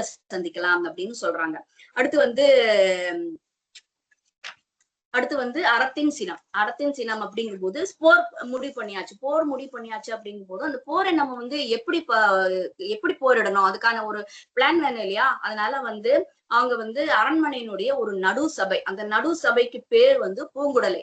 அந்த இடத்துல வந்து எல்லாரும் உட்கார்ந்துருப்பாங்க, தளபதி போர் தலைவர்கள் எல்லாரும் உட்கார்ந்து நம்ம எப்படி போரிடலாம் அப்படின்னு பார்க்கும்போது அங்க வந்து என்ன வச்சிருப்பாங்கன்னா நமக்கே நார்மலா ஒரு மீட்டிங் அப்படி இருக்கும்னா நமக்கு மீட்டிங்க்கு சாப்பிடறதுக்கு டீ வடை இந்த மாதிரி எல்லாம் வச்சிருப்பாங்க இல்லையா. அந்த காலத்துல வந்து எப்படி வச்சிருப்பாங்கன்னா கொல்லி தேன் பலாச்சுளை குமிழிப்பழம்னா ஆப்பிள் இதெல்லாம் வந்து அந்த இதுல வச்சிருந்தாங்களாம் சாப்பிடறதுக்கு இவங்களுக்கு பசியாறதுக்கு. ஆனா அதெல்லாம் யாருமே சிந்தாம எப்படி நம்ம வந்து போரிடலாம் அப்படின்னு கொடுக்கும்போது அதுல ஒருத்தர் சொல்லுவாரு, வனப்பூர் வண்டேரி அப்படிங்கிறவர் சொல்லுவாரு, இல்ல நம்ம வந்து இவருக்கு கொடுத்தோம்னா அதுக்கு வந்து நிறைய பேர் வந்து ஓரிகிட்ட வந்து போரிடுறதுக்காக கொடுத்திருப்பாங்க, ஓலை வந்திருக்கும் காரிகிட்ட இருந்து, அடுத்து வந்து சேரல் இரும்புரை கிட்ட இருந்து எல்லாருகிட்ட இருந்து வரும். அப்போ சேரல் இரும்புரை வந்து என்ன சொல்லுவாருன்னா சுத்தி இருக்கிற எல்லா நாடும் வந்து எனக்கு வந்து வரி கட்டுறதுக்காக சம்மதிச்சுட்டாங்க, நீயும் சம்மதிச்சேன்னா போர் இல்லாம நம்ம சேர்ந்துக்கலாம், அப்படி சேர்ந்தேன்னா நான் கொல்லிமலைக்கு மேல வந்து ஒரு ஆயுத தளவாடம் வைக்கணும், எனக்கு கிழக்கு பக்கமா இன்னொரு தளவாடம் வைக்கணும், இந்த மாதிரி எல்லாம் என்கிட்ட இருக்கு, நீ வந்து எனக்கு அமைதியா போனீங்கன்னா வரி கட்டணும்னு சம்மதம்னா அமைதி ஆயிடலாம், இல்லைன்னா நான் உங்ககிட்ட போரிட்டு இந்த கொல்லிமலையை நான் எடுத்துப்பேன் அப்படின்னு சொன்னனால அதுல ஒருத்தர் சொல்லுவாரு, நம்ம வரி கட்டுறதுக்கு சம்மதிச்சு நம்ம கொல்லிமலையை அவங்க கிட்ட கொடுத்தோம்னா மலையை பூரா அழிச்சு அவன் வந்து சாலை ஆக்கிடுவான், அதனால நம்ம கொடுக்க கூடாது அப்படின்னு சொல்லி நிறைய பேர் ஒவ்வொரு வாக்குவாதம் செய்யறாங்க. சரி நம்ம எல்லார்கிட்டயுமே போரிடுறதுதான் நம்ம முறை, யாருகிட்டயுமே வந்து நம்ம கொல்லிய கொடுக்க கூடாது அப்படின்னு எல்லாரும் சொல்லி கடைசியில போர் பண்ணலாம்னு சொல்லி ஒவ்வொரு அரசருக்குமே வந்து ஓரி வந்து ஓலை எழுதி அனுப்புறான், நான் போரிட தயாரா இருக்கேன் அப்படின்னு சொல்லியிருக்கான். அதுல வந்து சொல்லிட்டு சரி நமக்கு எல்லார்கிட்டையும் சொல்லிட்டோமே, நம்ம கிட்ட அதுக்கான வீரர்கள் அதுக்கான அம்புகள் அதுக்கான விலங்குகள் எல்லாம் இருக்கா பாக்கலாம்னு சொல்லிட்டு போகும்போது அந்த இதுல வந்து மொத்தம் 29 வகையான அம்புகளுக்கான பெயர்கள் வந்து அதுல கொடுத்திருப்பாங்க. அதெல்லாம் இங்க சொல்றதுக்கு எனக்கு நேரம் இல்லை. ஆனா 29 வகை, நான் நினைக்கும் போதெல்லாம் ஒரே ஒரு அம்பு ஒரு வில்லுதான் இருக்கும் அப்படின்னு நினைச்சேன். ஆனா இல்ல, 29 வகையான ஒரு அம்புகளுடைய பெயர்கள் வந்து அதுல கொடுத்திருப்பாங்க. அதெல்லாம் இருக்கு, விலங்குகள் யானைகள் குதிரைகள் எல்லாமே தயாரா இருக்கு, போர் வீரர்கள் நிறைய இருக்காங்க, நம்ம எத்தனை பேர் வந்தாலும் நம்மளால சமாளிச்சு போரிட முடியும் அப்படிங்கிற நம்பிக்கை வந்து ஓரிக்கு வந்துருது. அப்புறம் வந்து திரும்பவும் பெருந்துறை செயலோட வந்திருக்கு, நீ போருக்கு ரெடியாரு நாங்க வந்துட்டே இருக்கோம் அப்படின்னு. எல்லா பக்கமும் வீரர்கள் ரெடியா இருக்காங்க. போருக்கு முன்னாடி வந்து அவங்க வந்து கிழக்கு பக்கத்துல இருக்கிற மாசி சின்னனை வந்து தொடர்ந்து அவங்களுடைய ஒரு வழக்கமா இருந்தது, எல்லா பொருளையும் நாங்க வெற்றி அடையணும் அப்படின்னு சொல்லிட்டு. அப்ப எல்லாரும் போய் அந்த மாசி சின்னனை வந்து கோவில்ல போய் தரிசிக்கிற ஒரு காட்சி வந்து இந்த இதுல இருக்கும்.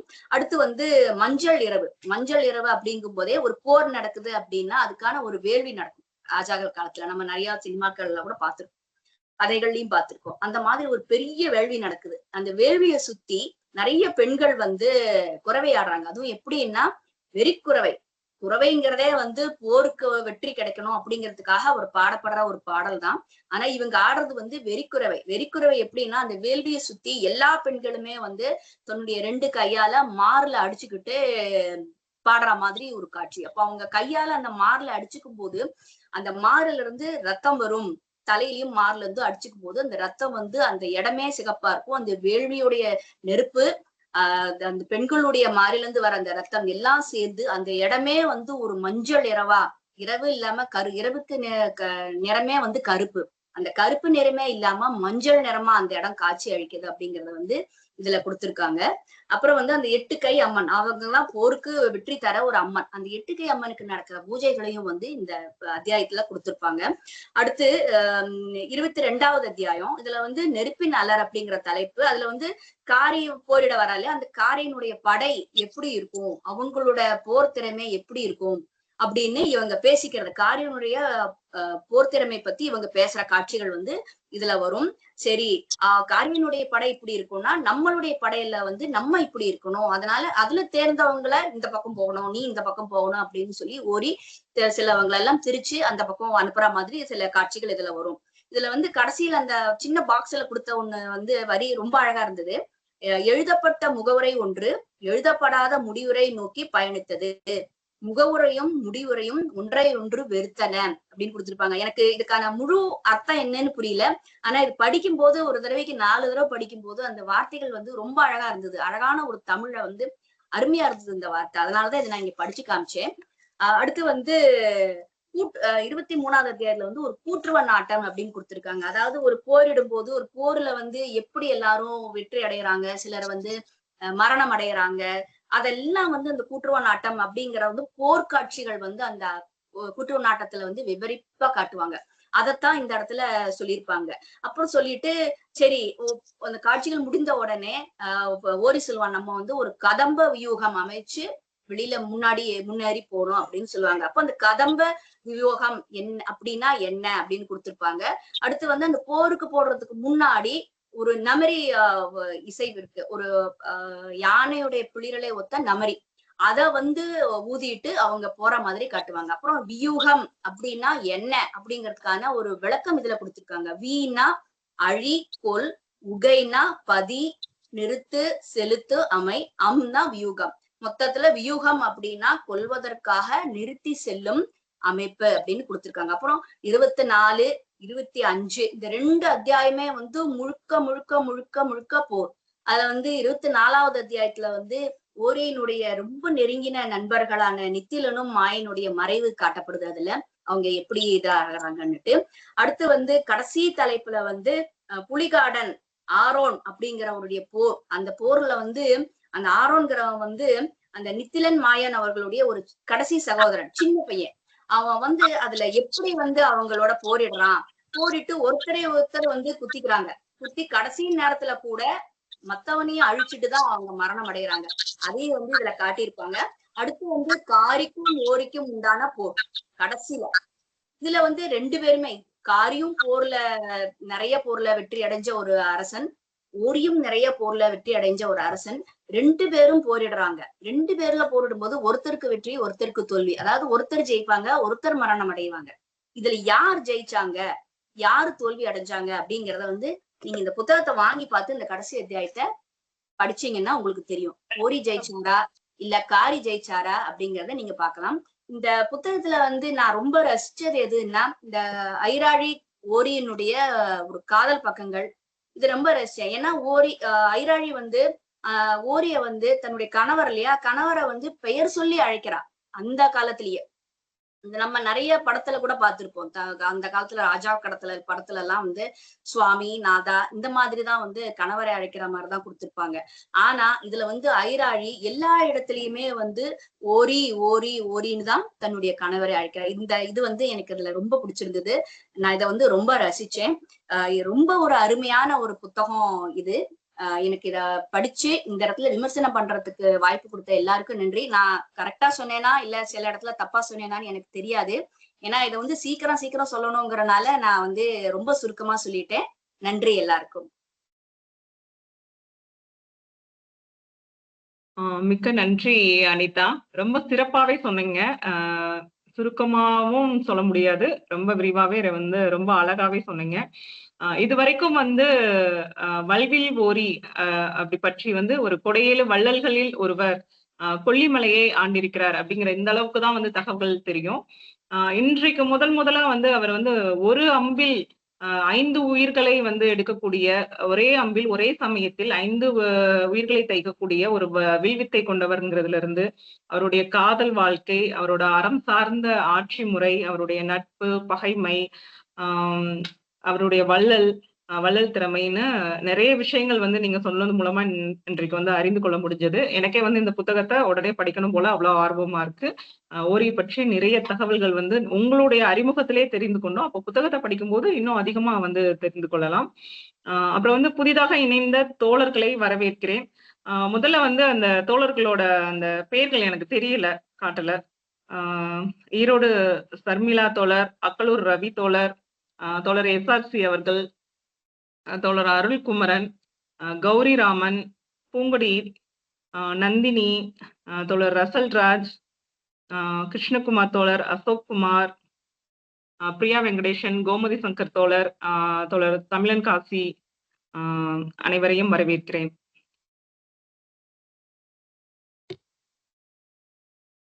தற்போது வல்வில் ஓரியின் நூலாசிரியர் தோழர் அசோக்குமார் அவர்களை ஏற்புரை வழங்க அழைக்கிறேன்.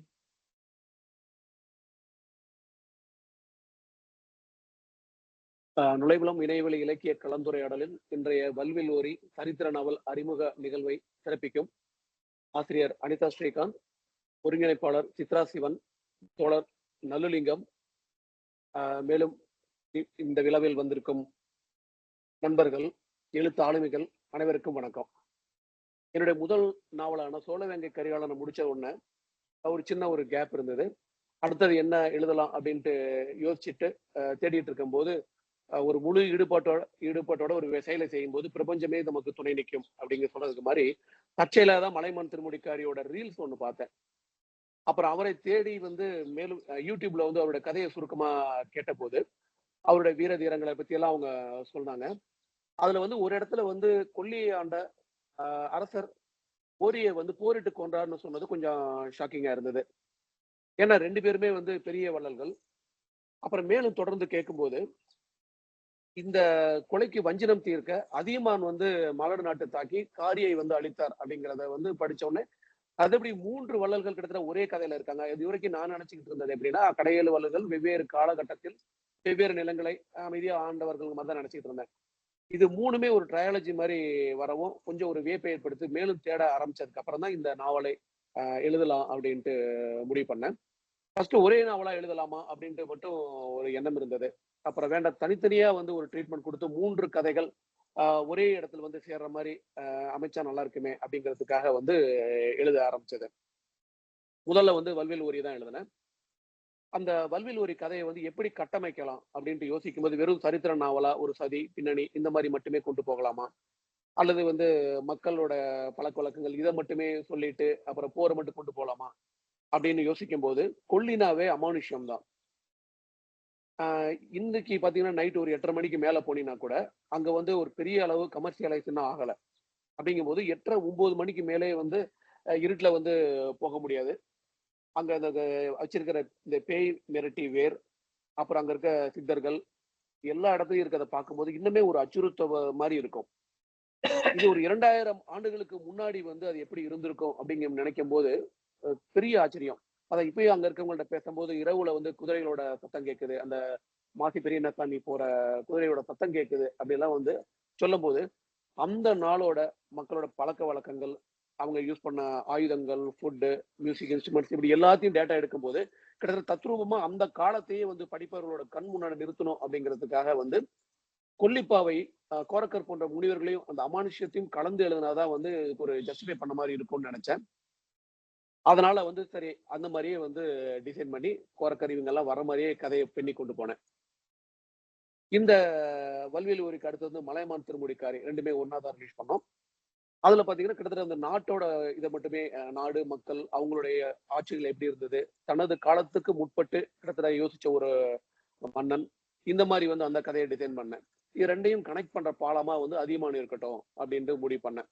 இப்ப ஹாலிவுட் அவெஞ்சர்ஸ் மூவி எல்லாம் பாத்தீங்கன்னா எல்லாமே தனித்தனி மூவிஸா இருக்கும். ஆனா வந்து ஒரு சின்ன ஒரு லேயர் வந்து அங்கங்க கொடுத்து எல்லாத்தையும் கனெக்ட் பண்ணிருப்பாங்க. இது அந்த மாதிரி வந்து 3 கதைகளும் ஒன்றா வந்து சேரும், நிறைய இடங்கள் சேரும்.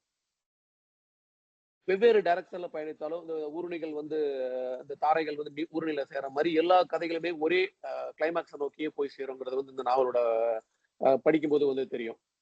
இந்த ஓரி நாவல்லே பாத்தீங்கன்னா ஓரியும் காரியும் சந்திச்சு பேசுற ஒரு இடம் இருக்கும். சந்திச்சுமே 2 பேரும் பாத்துக்குவாங்க. காரி வந்து குதிரையில வருவாரு. அதை மறைஞ்சிருந்து மக்களோட மக்களா நின்று ஓரி கவனிப்பாரு. அப்போ வந்து காரியை பார்த்து பிரமிக்கிற மாதிரி, அதாவது எவ்வளவு ஒரு பெரிய கொடை வள்ளல், எப்படி இருக்காரு அப்படின்றது வந்து ஓரி வந்து பிரமிக்கிற மாதிரி வந்து ஓரியோட கதையில எழுதியிருப்பேன்.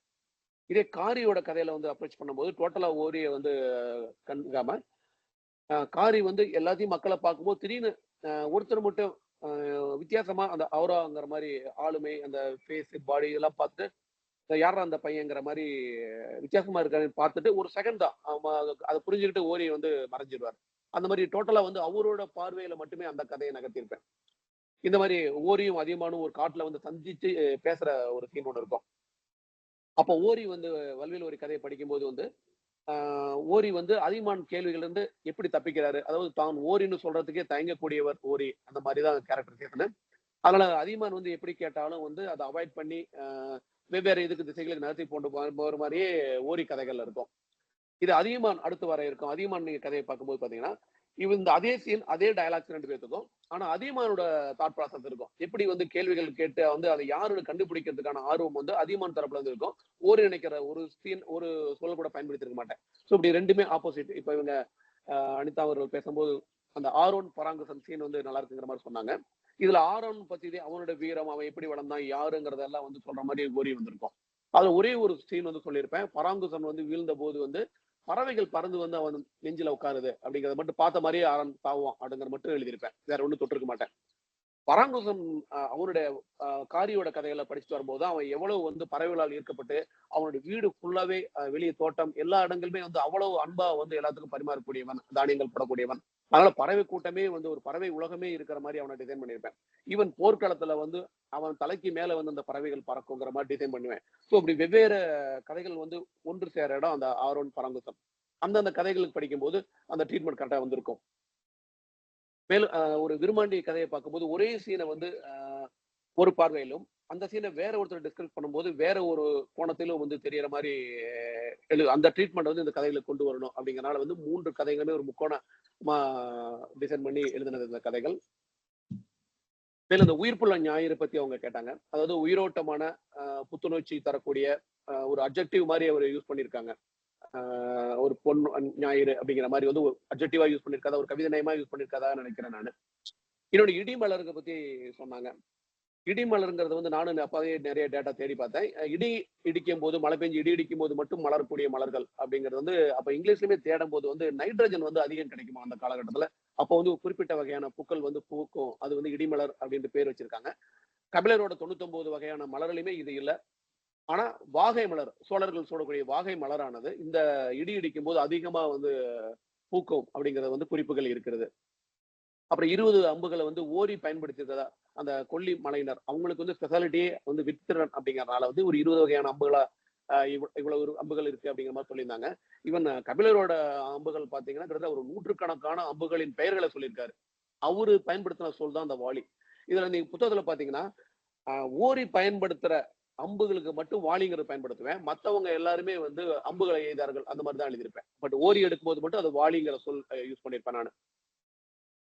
அப்புறம் அந்த முகவுரை, முடிவுரை 2 அந்த வார்த்தை அப்படிங்கிற மாதிரி சொல்லியிருந்தாங்க. எப்படின்னா ஒரு முகவுரையில இருந்து ஒரு கதை பயணித்து அந்த முடிவுரைக்கு ஜஸ்டிஃபை பண்ற மாதிரி இருக்கும். அதனுடைய லாஜிக்கல் எண்ட் என்னங்கிறத வந்து முடிவுரை சொல்ல வரும். பட் இது ஒரு நல்லா இருக்கிற ஒரு ஆரோக்கியமா ஒரு ரிச்சா இருக்கிற ஒரு அரசாட்சி கொஞ்சம் கொஞ்சமா குறைஞ்சு கடைசியில வந்து அழிக்கப்படுறான் ஓரி அப்படிங்கும் போது இது 2மே வந்து ஒரு கிளைமாக்ஸும் ஒரு ஸ்டார்டிங்குமே வந்து ஒன்றை ஒன்று வெறுத்துங்கிற மாதிரி அந்த ஐடியால தான் எழுதினது அது. ஸோ மொத்தத்துல இந்த 3 கதைகளையும் ஒரே நேரத்துல வந்து படிச்சு முடிக்கும் போது ஒரு புது வகையான ஒரு வாசகர்களுக்கு திருப்தி இருக்கும்னு நினைக்கிறேன். ஏன்னா இதுல நிறைய இடங்கள் வந்து நான் வந்து ஒரு காணல் நீர் மாதிரி சீன்ஸ் வச்சிருக்கேன்.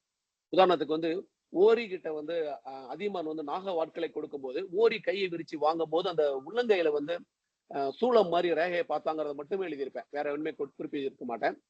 அடுத்து அதியமானோட கதையில வந்து தன்னுடைய மலாடு நாட்டை அழிச்சிட்டு அதியமான் வருவாரு. கண்கள் சிவக்க வந்து அந்த கோபத்தோட வந்து இன்னுமே வந்து அந்த கண்கள் சிகப்பு தீரவில்லைன்னு ஔவையார் பாடுற இடம் அது. அவ்வளவு கோப விஷமா வந்து அவர் வருவாரு. வந்து குழந்தை பிறந்திருக்கும் அப்பதான். அந்த குழந்தை பிறக்கிற ஸ்டீல்ல வந்து விட்டுட்டு போயிருப்பாரு அவரு. வந்தப்போ வந்து குழந்தை பிறந்திருக்கும் போது வந்து அந்த ஒரு கலவையான எமோஷனோட வந்து அந்த குழந்தையை வாங்கும் போது அந்த குழந்தை கைவிரிக்கும் போது அதுல வந்து இந்த சூழ ரேகைகள் வரும் பார்க்கும். ஸோ இதை அதை பார்த்துட்டு ஒரு மாதிரி நெகிழ்ந்தார் அப்படிங்கிற மாதிரி மட்டும் எழுதியிருப்பேன். ஆனா இது 2 கதைகளையும் வந்து ஒரு ஆழ்ந்து படிக்கிறவங்களுக்கு வந்து இந்த கனெக்ஷன் புரியும்.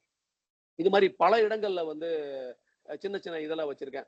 எப்படின்னா வந்து நாங்க வந்து அந்த அவெஞ்சர்ஸ் மூவி எல்லாம் பார்க்கும்போது கிட்டத்தட்ட 32 மூவிஸோட கடைசி கிளைமாக்ஸ் தான் எண்ட் கேம் எல்லாம். அப்போ வந்து அதுல ரசிச்சு ரொம்ப தீவிர ஃபேன்ஸா நாங்க பார்க்கும்போது சின்ன சின்ன இடங்களை வந்து எங்களை வந்து ரொம்ப ஈர்த்திருக்கும். அதை வந்து பார்த்துருக்கவங்க தான் அந்த இது புரியும். அந்த கடைசி ஏன் அந்த டயலாக்ங்கிற மாதிரி புரியும். அந்த மாதிரி இந்த 3 கதைகளுமே வந்து நிறைய இடங்கள்ல வந்து இந்த சின்ன சின்ன மாதிரி ஸ்பாட்ஸ் வச்சிருப்பேன். நித்திலனோட தம்பிக்கு வந்து ஒரு பேர் மட்டுமே சொல்லிட்டு இதுல குறிப்பிட்டு போயிருப்பேன். என்ன பண்றான் உன் தம்பிங்கிற மாதிரி. அவன் தந்தையோட சேர்ந்து சிற்பங்கள் இந்த மாதிரி இதுல வந்து டைம் பாஸ் பண்ணிட்டு இருக்கான் மட்டும் சொல்லியிருப்பான். இவன் அதிகமான்ல வந்து ஒரு ஒரு சின்ன படைக்கு வந்து தலைமை தாங்கி வருவான். அதை வந்து குறிப்பிட்டிருக்க மாட்டேன். அதான் இது மாதிரி படிக்கிறவங்களுக்கு வந்து அந்த கனெக்ஷன்ஸ் வந்து நிறைய புரியும். அப்படிங்கும்போது 3ஐயும் ஒண்ணு சேர படிக்கும் போது வந்து ஒரு அருமையான வாசிப்பு அனுபவத்தை தரும்னு நினைக்கிறேன். இந்த நாவலுக்கு ஒரு நல்ல விமர்சனத்தை கொடுத்த அனிதா ஸ்ரீகாந்த் அவர்களுக்கும் இங்கு வந்திருக்கும் அனைத்து நிறைய பேர் வந்திருக்காங்க. பெரிய பேராளுங்கள் வந்திருக்காங்க. ஈரோடு ஷர்மிளா, ப்ரொஃபசர் பட்டிமன்ற பேச்சாளர் குரு ஞானம்பிகா, இன்று பிறந்த நாள் காணும் நந்தினி ஆறுமுகம், அருள்குமாரன், எல்லாருமே இவரு கோமதி சங்கர் சார், நிறைய எழுத்தாளர்கள் மட்டுமே வந்து நிறைய பேர் வந்திருக்காங்க, நண்பர்கள் வந்திருக்காங்க. அனைவருக்கும் எனது நன்றி. நன்றி, வணக்கம். மிக்க நன்றி தோழர் அசோக்குமார் அவர்களுக்கு மிக்க நன்றி. உங்களோட இந்த நூல் எழுதுறதுக்கான உங்களுடைய இந்த உழைப்பும் மெனக்கடலும் வந்து நிறையவே இருக்கு. அது வந்து நன்றாக தெரியுது. அது நீங்க அந்த பூக்கள் பத்தி சொல்லும்போது, காரி பற்றி சொல்லும்போது, அந்த தகவல்களுக்காக உங்களோட கள ஆய்வு, நீங்க அந்த தரவுகள் திரட்டுறதுக்கான உங்களோட உழைப்பு, மெனக்கடல்கள் எல்லாத்தையுமே வந்து மதிக்கிறோம், பாராட்டுறோம், வாழ்த்துகிறோம். இப்படி ஒரு நல்ல ஒரு நூலை கொடுத்ததுக்கு. கட்டாயம் வந்து நாங்க வாங்கி அதை வாசிக்கிறோம். உங்களுடைய அந்த உழைப்புக்காகவே வந்து வாங்கி வாசிக்கணும். ஓரியை பற்றியும் நிறைய தெரிந்து கொள்ளணும் உங்களுடைய நூல் மூலமாக.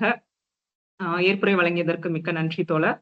அப்புறம் தோழர் நந்தினி ஆறுமுகத்திற்கு இன்று பிறந்த நாள் கேள்விப்பட்டேன் தோழர் மூலமாக. மனம் நிறைந்த வாழ்த்துக்கள் நந்தினி, பிறந்த நாள் வாழ்த்துக்கள். தோழர்கள் யாராவது இப்ப நூல் குறித்து அனிதா பேசினது, நூலாசிரியர் அசோக்குமார் பேசுறது பற்றி ஏதாவது கருத்துக்களை பகிர்ந்துக்கிறீங்களா? ரசல் ராஜ் பேசுறீங்களா?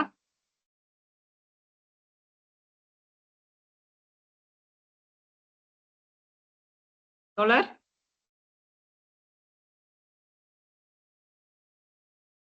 ஒரு 2 நிமிடம் கழிச்சு பேசுறேன். ஓகே. பிரியா வெங்கடேஷன். வணக்கம். வணக்கம் அவர்களுக்கு நிகழ்ச்சியை தொகுத்து வாங்கி கொண்டிருக்கும் அம்மு அக்கா அவர்களுக்கும், அனிதா மேடம் அவர்களுக்கும், சார் அவர்களுக்கும் வணக்கம். இந்த நூலை வந்து நான் முழுசா படிச்சுட்டு அசோக் அண்ணா கிட்ட நிறைய சொல்லியிருக்கேன். அதை பத்தி ரொம்ப எனக்கு பிடிச்சிருந்தது. ஆக்சுவலா வந்து இது அண்ணனே சொன்ன மாதிரி வேல்பாரியுடைய தாக்கத்துல தான் நிச்சயமா அண்ணன் இதை எழுதியிருக்காரு. அது பாத்தீங்கன்னா அதுதான் அவருக்கு பிளஸும் அதுதான் மைனஸும் அதுதான். ஏன்னா எங்க படிச்சாலும் அந்த வேல்பாரியை நினைவுல வச்சுக்கிட்டே தான் படிக்க மாதிரி இருக்கு.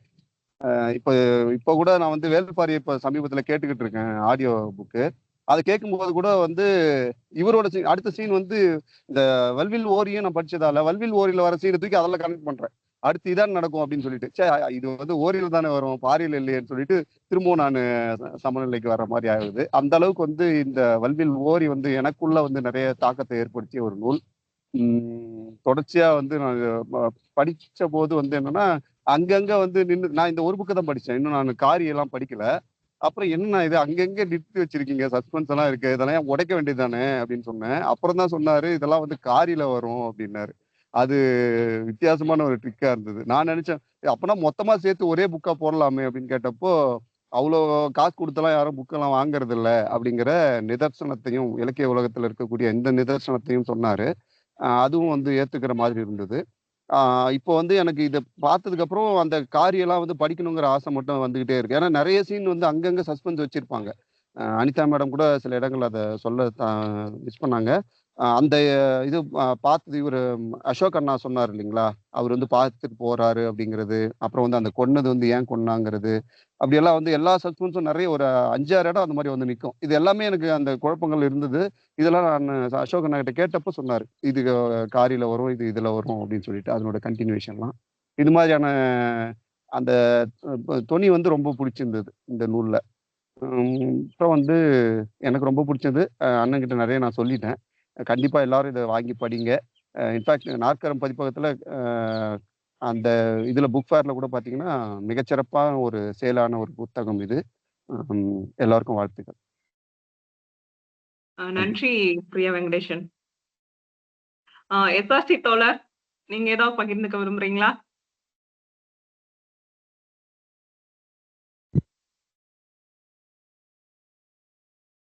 ரொம்ப சிறப்பாக அந்த விமர்சனத்தை அந்த தோழியர் உங்களோட மியூட்ல இருக்குன்னு நினைக்கிறேன். இருக்கா, கேட்கலையா? கேக்குது தோழர், கேக்குது, பேசு. இல்ல கேக்குது கேக்குது, கேக்குது கேக்குது கேக்குது. கேக்குது இல்லையா? கேக்குதா? கேக்குது. ரொம்ப விமர்சனத்தை ரொம்ப நல்ல அற்புதமா தோழர். வச்சிருந்தது. அந்த விமர்சனம் ரொம்ப சிறப்பாக இருந்தது. அவங்க புத்தகத்தை ஒரு அத்தியாயத்தையும் சொல்லி அந்தந்த அத்தியாயத்துல எப்படி அது வந்திருக்கு அப்படிங்கறத விளக்கி இருக்கிறது ரொம்ப அநேகமா விமர்சகர்கள் பொதுவா சொல்லிடுவாங்க. பொதுவா இந்த பகுதியில் எப்படி இருக்கு, இந்த கேரக்டர் எப்படி இருக்கு அப்படின்னு. இந்த தோழியர் ஒரு சாப்டர்லயும் என்னென்ன விஷயம் வந்திருக்கு, என்ன அங்க நம்ம கவனிக்கணும் அப்படிங்கறது ரொம்ப அற்புதமா சொன்னாங்க.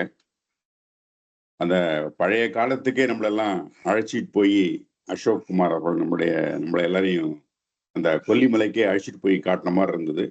அந்த ஒவ்வொரு சொல்லாடலும், அந்த புழங்கிய ஆயுதங்களும், புழங்கிய மக்களும், அவங்க பேசிய மொழிகளும், அங்கு வாழ்ந்த தெய்வங்களும், அந்த சிறு தெய்வங்கள் எல்லாம் பத்தியெல்லாம் அவர் பொறுப்பா அந்த ஆசிரியர் அதுல கொடுத்திருக்காரு.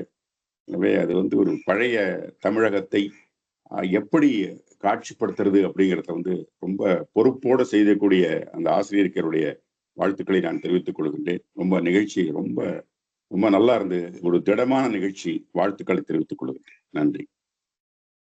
மிக்க நன்றி தோழர். கோமதி சங்கர் தோழர், அக்கலூர் ரவி தோழர் பேசுறீங்களா? வணக்கம். வணக்கம் தோழர்.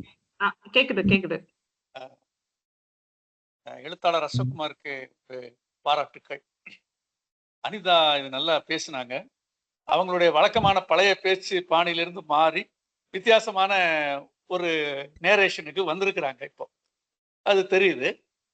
அதை இன்னும் கொஞ்சம் செழுமை பண்ணினா இன்னும் நல்லா அவங்களால திறனாய்வு கொடுக்க முடியும். அனிதாவுக்கு வாழ்த்துக்கள். இந்த 2 நாவலையுமே வெளியிட்ட போதே வாங்கிட்டேன். ஆனா ஒரு நாவல் அக்கலூர் ரவிகிட்ட போயிட்டு எனக்கு தெரியும். இது 2ம் ஓரி காரி 2ம் சங்க இலக்கியத்துல பேரலா வரக்கூடிய கேரக்டர். சோ இதை நம்ம சேர்த்து தான் படிக்கணுங்கிறதுனால ரவி அதை எப்ப தாராரோ அப்பதான் படிக்கணும். அது இல்லாம அந்த சுவாரஸ்யம் கெட்டு போயிடக்கூடாதுங்கிறதுக்காக நான் வச்சிருக்கேன். அசோக்குமார் வருத்தப்படாதீங்க, 2ஐயும் சேர்த்து படித்து விட்டு ஒரு திறனாய்வை நான் தருவேன். அதுக்குள்ள அதிகமா இருந்துட்டா 3ஐயும் சேர்த்தே படிச்சிடலாம். அதுல ஒன்றும் பிரச்சனை இல்லை. சேர்த்து படிப்பதே நல்லது. இன்னொன்னு சொன்னீங்க, அமானுஷ்யத்தை பத்தி சொன்னீங்க. அது இல்லாம முடியாது. ஏன்னா நமக்கு கிடைக்கிற அந்த வேளிர் குலத்தை பற்றிய அரசர்கள், அந்த கொடை வள்ளல்கள் போன்ற சங்க இலக்கியத்தை மட்டுமே நாம் காணக்கூடிய அந்த பாத்திரங்கள் எல்லாமே வேறு சான்றுகள் இல்லை. அந்த இலக்கியத்தை விட்டு தாண்டி போனா சான்றுகள் இல்லை. அவ்வாறு படிக்கிற போது அந்த கேரக்டர் உள்ள சில கதைகளை, தொன்மங்களை வேறு சில பின்னால் வந்த இலக்கிய ஆசிரியர்கள் எல்லாம் பயன்படுத்திட்டு இருக்காங்களே ஒழிய அதற்கான சான்றுகள் இல்லை. காரணம் வரலாற்றுல அசோகர் காலத்துக்கு பிறகுதான் சில வரலாற்று குறிப்புகளை கல்வெட்டுல பொறிக்க ஆரம்பிச்சாங்க. அதற்கு முன்னால் வரைக்கும் நமக்கு இருக்கக்கூடியது இந்த இலக்கிய சான்றுகள் மட்டுமே. அதுல வேள்பாரி சு வெங்கடேசன் தந்த போது மிக தமிழ் உலகத்தை அது ஒரு கலக்கிச்சு. காரணம் அதுதான். அந்த யுகம், அது பேரு அவர் வீர யுகம்னு வச்சார். அது வீர யுகம். வீரத்தையும் கொடைத்தன்மையும் பாராட்டுகிற அந்த புறத்திணையை ஒட்டிய சங்க இலக்கிய நூல்கள் இருந்து வரக்கூடிய சான்றுகள் என்பதனால அவர் அந்த பேரை வச்சார். அதுல பாதிக்கப்பட்டு வந்த நண்பர்கள்ல அசோக்குமார் ஒருத்தர். அதனால ஒரு கரிகாலனை தொட்டு முதல் எழுதியிருந்தாரு. அப்புறம் இப்ப 3 வந்திருக்குது. இன்னும் மொத்தம் 7 இல்ல 4 மிச்சம் இருக்கு. அவரே அதை செய்யணும்னு சொல்லி வாழ்த்தி விடைபெறுகிறேன். நன்றி, வணக்கம். 3ஐயும் படித்து விட்டு நான் பேசுகிறேன். மிக்க நன்றி தோழர், உங்களுடைய கருத்துக்களுக்கு மிக்க நன்றி. வேற யாராவது பேசுறீங்களா? அக்கலூர் ரவி தோழர்.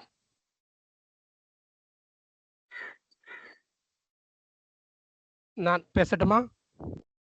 பேசுங்க. ரசல் ராஜா. ஓகே, பேசுங்க. வணக்கம் அனைவருக்கும். இந்த அதிகாலை வேளையில் மிக சிறப்பாக அவங்க வந்து ஒவ்வொரு அத்தியாயமா ரொம்ப விளக்கியிருந்தாங்க. வல்வில் ஓரி இதே தலைப்புல வந்து 1988 புலவர் தேப்பா சின்னசாமி அப்படிங்கிறவரு எழுதியிருக்கிறாரு. ஒரு 60 பக்கம் தான் இருக்குது. ஆனால் அந்த நூலை வாசிச்சது இல்லை. நான் வந்து ஒரு மேலோட்டமா பார்க்கும்போது அதுல வந்து அதோடைய காலம் வந்து கிபி 145 165 வரைக்கும் குறிப்பிட்டிருக்கிறாங்க. இந்த நூலை ஆசிரியர் அசோக்குமார் அவங்களுக்கு தெரியுமான்னு எனக்கு தெரில. இதையும் படிக்கணும். இதை படிச்சுட்டு தான் வந்து ரெண்டு புக்குமே இருக்குது. ரெண்டுமே வந்து இந்த காக்கிட்ட இருக்குது. அது கைக்கு இன்னும் வரல. வந்த பின்ன கண்டிப்பாக வாசிக்கணும். நான் இவரோட நூல்கள் எதையுமே வாசித்தது இல்லை. ஒரு சிறுகதை வாசக சாலையில் வந்திருந்தது. அது மட்டும் தான் வாசித்து எல்லாரும் கலந்துரையாடி இருந்தோம். சிறப்பாக எழுதியிருந்தாங்க.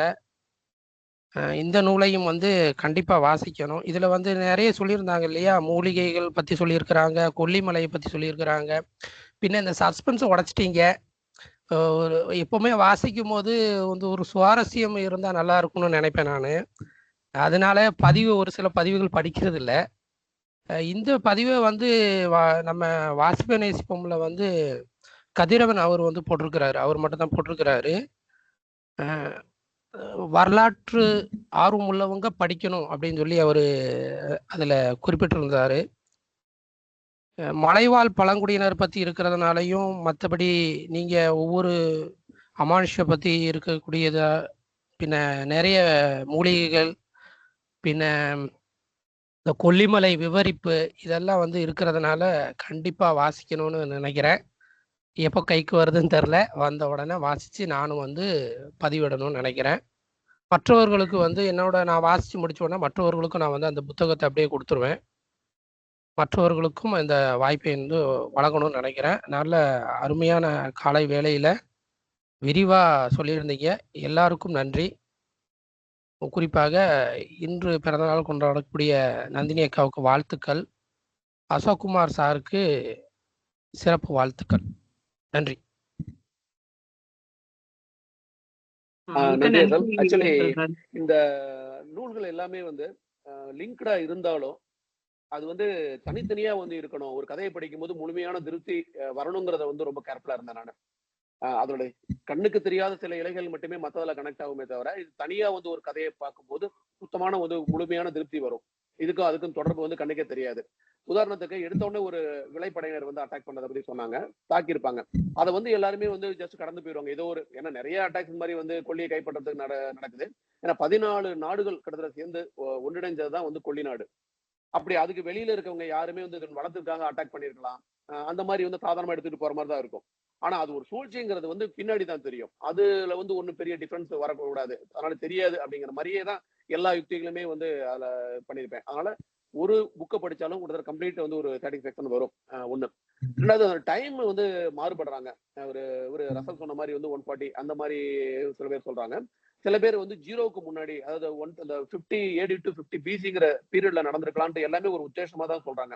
ஈவன் பாரியோட பெண்களை வந்து கூட்டிட்டு வந்து மலையமான் திருமுடிக்காரிக்கு தான் கல்யாணம் பண்ணி கொடுத்தாரு கபிலர் அல்லது ஔவையார் அப்படிங்கிற மாதிரி இருவேறு கூற்றுகள் இருக்கு. அந்த மாதிரி இப்ப பார்த்தா 4வது வள்ளலுமே அதுல கனெக்ட் ஆகுறாரு. அவரை கூட்டு வந்து மலையமானுக்கு கல்யாணம் பண்ணி வைப்பாங்க அப்படின்ட்டு தான். சரி, அப்படிங்கும் போது ஓரி வந்து சிங்கிள் ஒரே மனைவிங்கிற மாதிரிதான் எல்லா கதையுமே நான் எழுதுவேன் நானு. ஆனா காரிக்கு 2 மனைவி வச்சதுக்கு காரணம் அதுதான். சோ அது வந்து கவலைப்படுறது கிடையாது. பின்னாடி வந்து கபிலரோட 2 மகளுமே வந்து கல்யாணம் பண்ணிக்குவான் அப்படிங்கிற ஒரு த்ரெட் இருக்கட்டுமேங்கிறதுக்காக அதை ஓப்பனா விட்டது. அது ஒண்ணு. இன்னொன்று வந்து இந்த கிளைமேக்ஸ் தெரிஞ்சிட்டாலும் அப்படிங்கிற மாதிரி ஒரு கதை இருந்துடக்கூடாது. ஏன்னா எழுதி முடிச்சு வெளியே வர வரைக்கும் தான் வந்து அந்த கிளைமேக்ஸ் தெரியாம இருக்கும். ஒரு மூவில வந்து அஜித் லாஸ்ட்ல வந்து இறந்துடுறாரு அப்படிங்கிறது வந்து கிளைமேக்ஸ் தெரிஞ்சாலும் அந்த ட்ரீட்மெண்ட் வந்து கேர்ஃபுல்லா இருக்கணும். கிட்டத்தட்ட ஒரு பொயட்ரிக்கும் ஒரு சாதாரண உரைநடைக்கும் நடுவுல வந்து இந்த நாவல் பயணிக்கணும். அதுக்காக தான் ஒவ்வொரு அத்தியாயத்துக்கும் வந்து ஒரு சில பஞ்ச் டைலாக்ஸ் மாதிரி வச்சது. அந்த மாதிரி வந்து நிறைய இருக்கணும். ஒவ்வொரு பக்கத்துக்கும் ஒரு சுவையான வாக்கியங்கள் இருக்கணும். படிக்கிறவங்களுக்கு வந்து இன்ட்ரெஸ்டிங்கா இருக்கணும் அப்படின்ட்டு எல்லா புத்தகத்துலையுமே பார்த்துக்குவேன் நான். அதனால கிளைமேக்ஸ் தெரிஞ்சிச்சு அப்படின்ட்டு ரசல் வருத்தப்பட வேண்டாம். அந்த ட்ரீட்மெண்ட்டுக்காக படிக்கலாம், ஒன்றும் பிரச்சனை கிடையாது. தேங்க்யூ. மிக்க நன்றி. ரசல் ராஜ் உங்களோட கருத்துக்களை பகிர்ந்து கொண்டதுக்கும் அதற்கு பதிலுரைத்த நூலாசிரியர் அசோக்குமார் அவர்களுக்கும் மிக்க நன்றி. தோழர்கள் வேற யாராவது பேசுறீங்களா?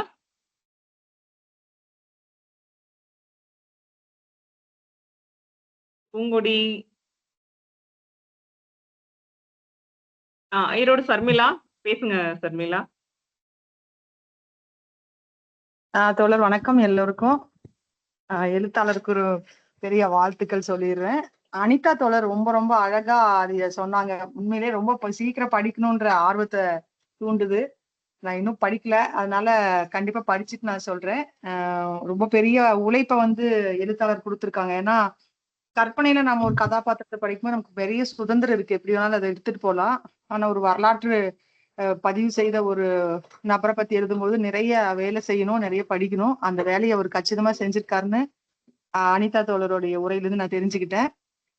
அவருக்கு என்னுடைய மனமார்ந்த வாழ்த்துக்களை தெரிவிச்சுக்கிறேன். அதே மாதிரி மிக சிறப்பாக இந்த நிகழ்ச்சியை ஒருங்கிணைச்சிட்டு இருக்கிறவங்களுக்கும் என்னுடைய வாழ்த்துக்களையும் பாராட்டுகளையும் தெரிவிச்சுக்கிறேன். நன்றி. நன்றி ஷர்மிளா, நன்றி, மிக்க நன்றி. தோழர்கள் வேற யாராவது பேசுறீங்களா?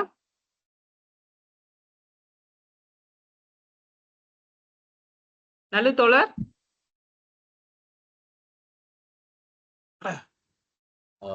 தர்மராஜ் தோழர் அன்மியூட் பண்ணிருக்காரு, அவர் பேசுறதுனா பேசலாம். பேசுங்க தோழர்.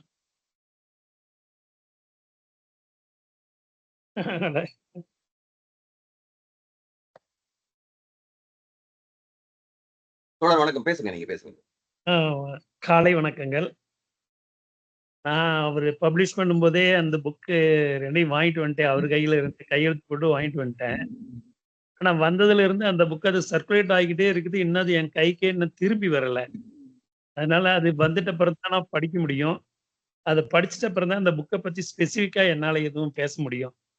ஆனா அசோக்குமார் வந்து அவருடைய மற்ற புக்ஸ் எழுதியிருக்கிறது நான் படிச்சிருக்கேன். சோழர் கதையை பத்தி.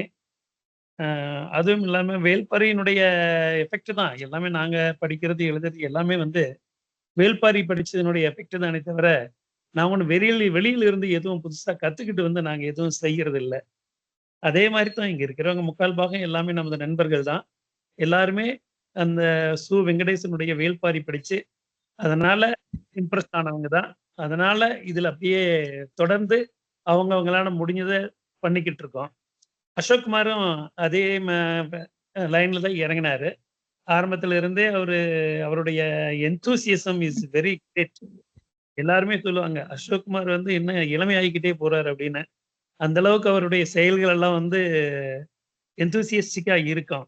அது நானே வந்து ரொம்ப ஆச்சரியப்படக்கூடிய ஒரு விஷயம்தான்.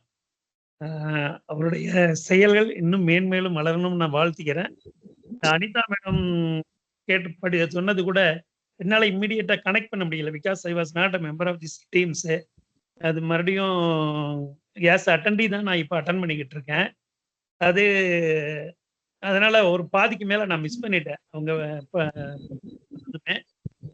ரொம்ப கேட்ட அளவுல ரொம்ப இன்ஸ்பிரேஷனா தான் இருக்கு. ஆனா என்னுடைய புக்கு இன்னும் எனக்கே வந்து சேரல. அதனால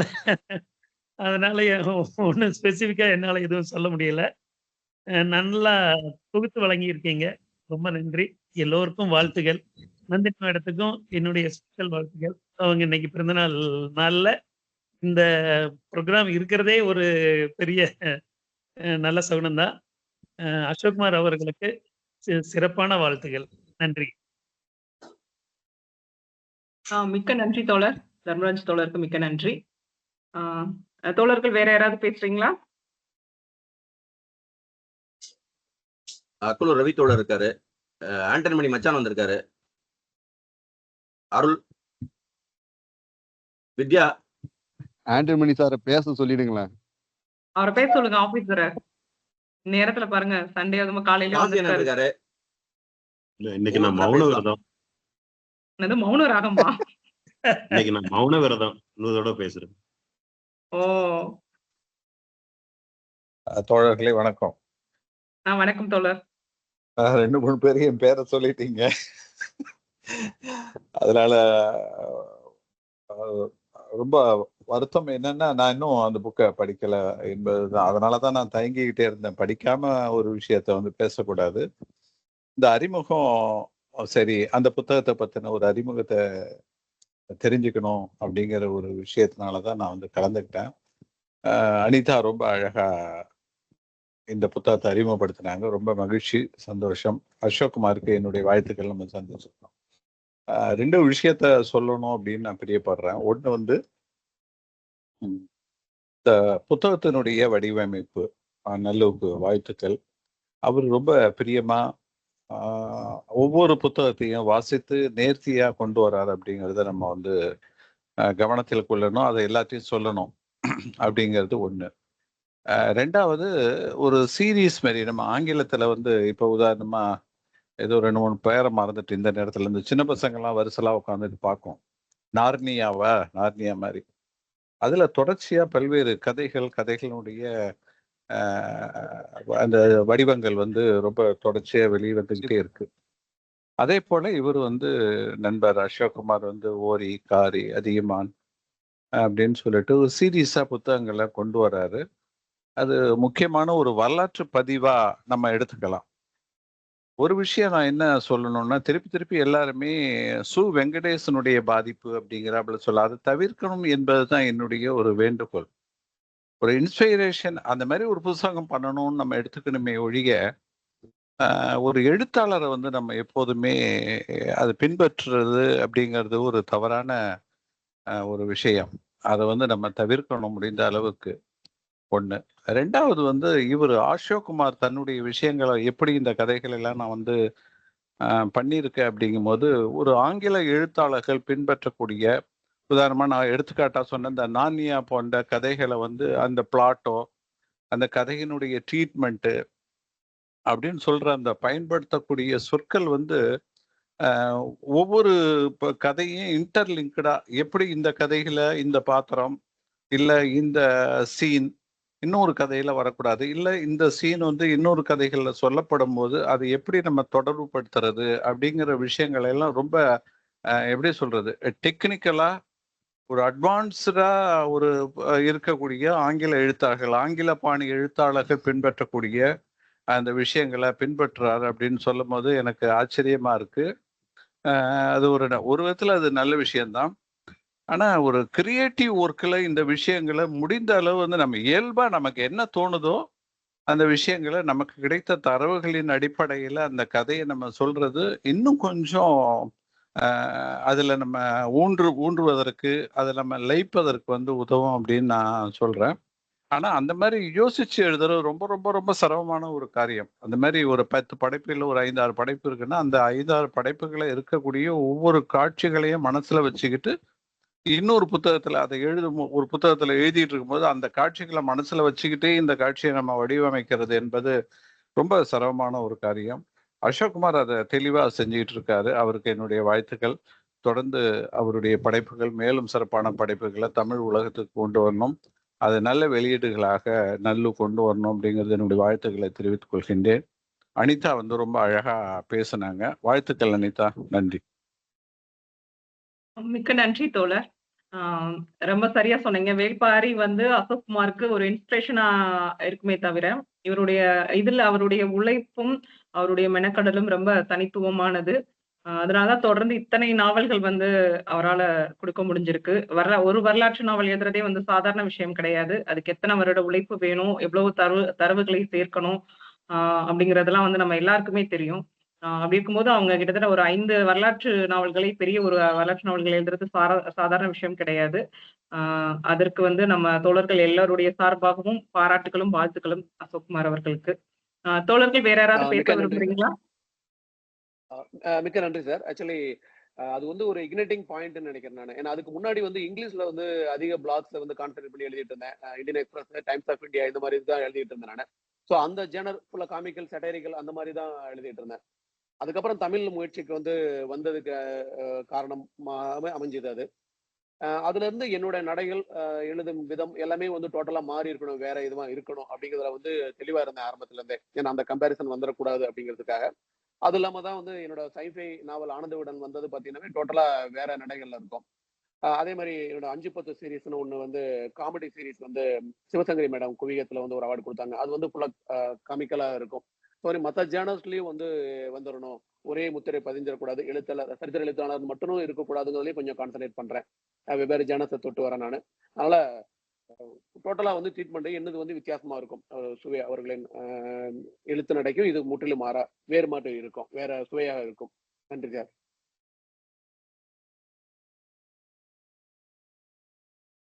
தோழர் அக்கலூர் ரவி அவர்களின் கருத்திற்கும் அதற்கு பதில் உரைத்த அசோக்குமார் அவர்களுக்கும் நன்றி.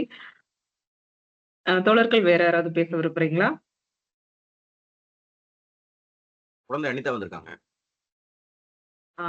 குழந்தை அனிதா வாங்க.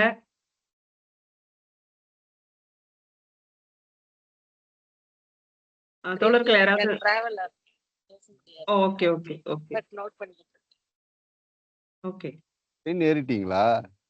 குரு ஞானாம்பிகை வேற யாரும் தோழர்கள் வேற யாரும் தோழர் தோழர் அணுன்னு இருக்காங்க.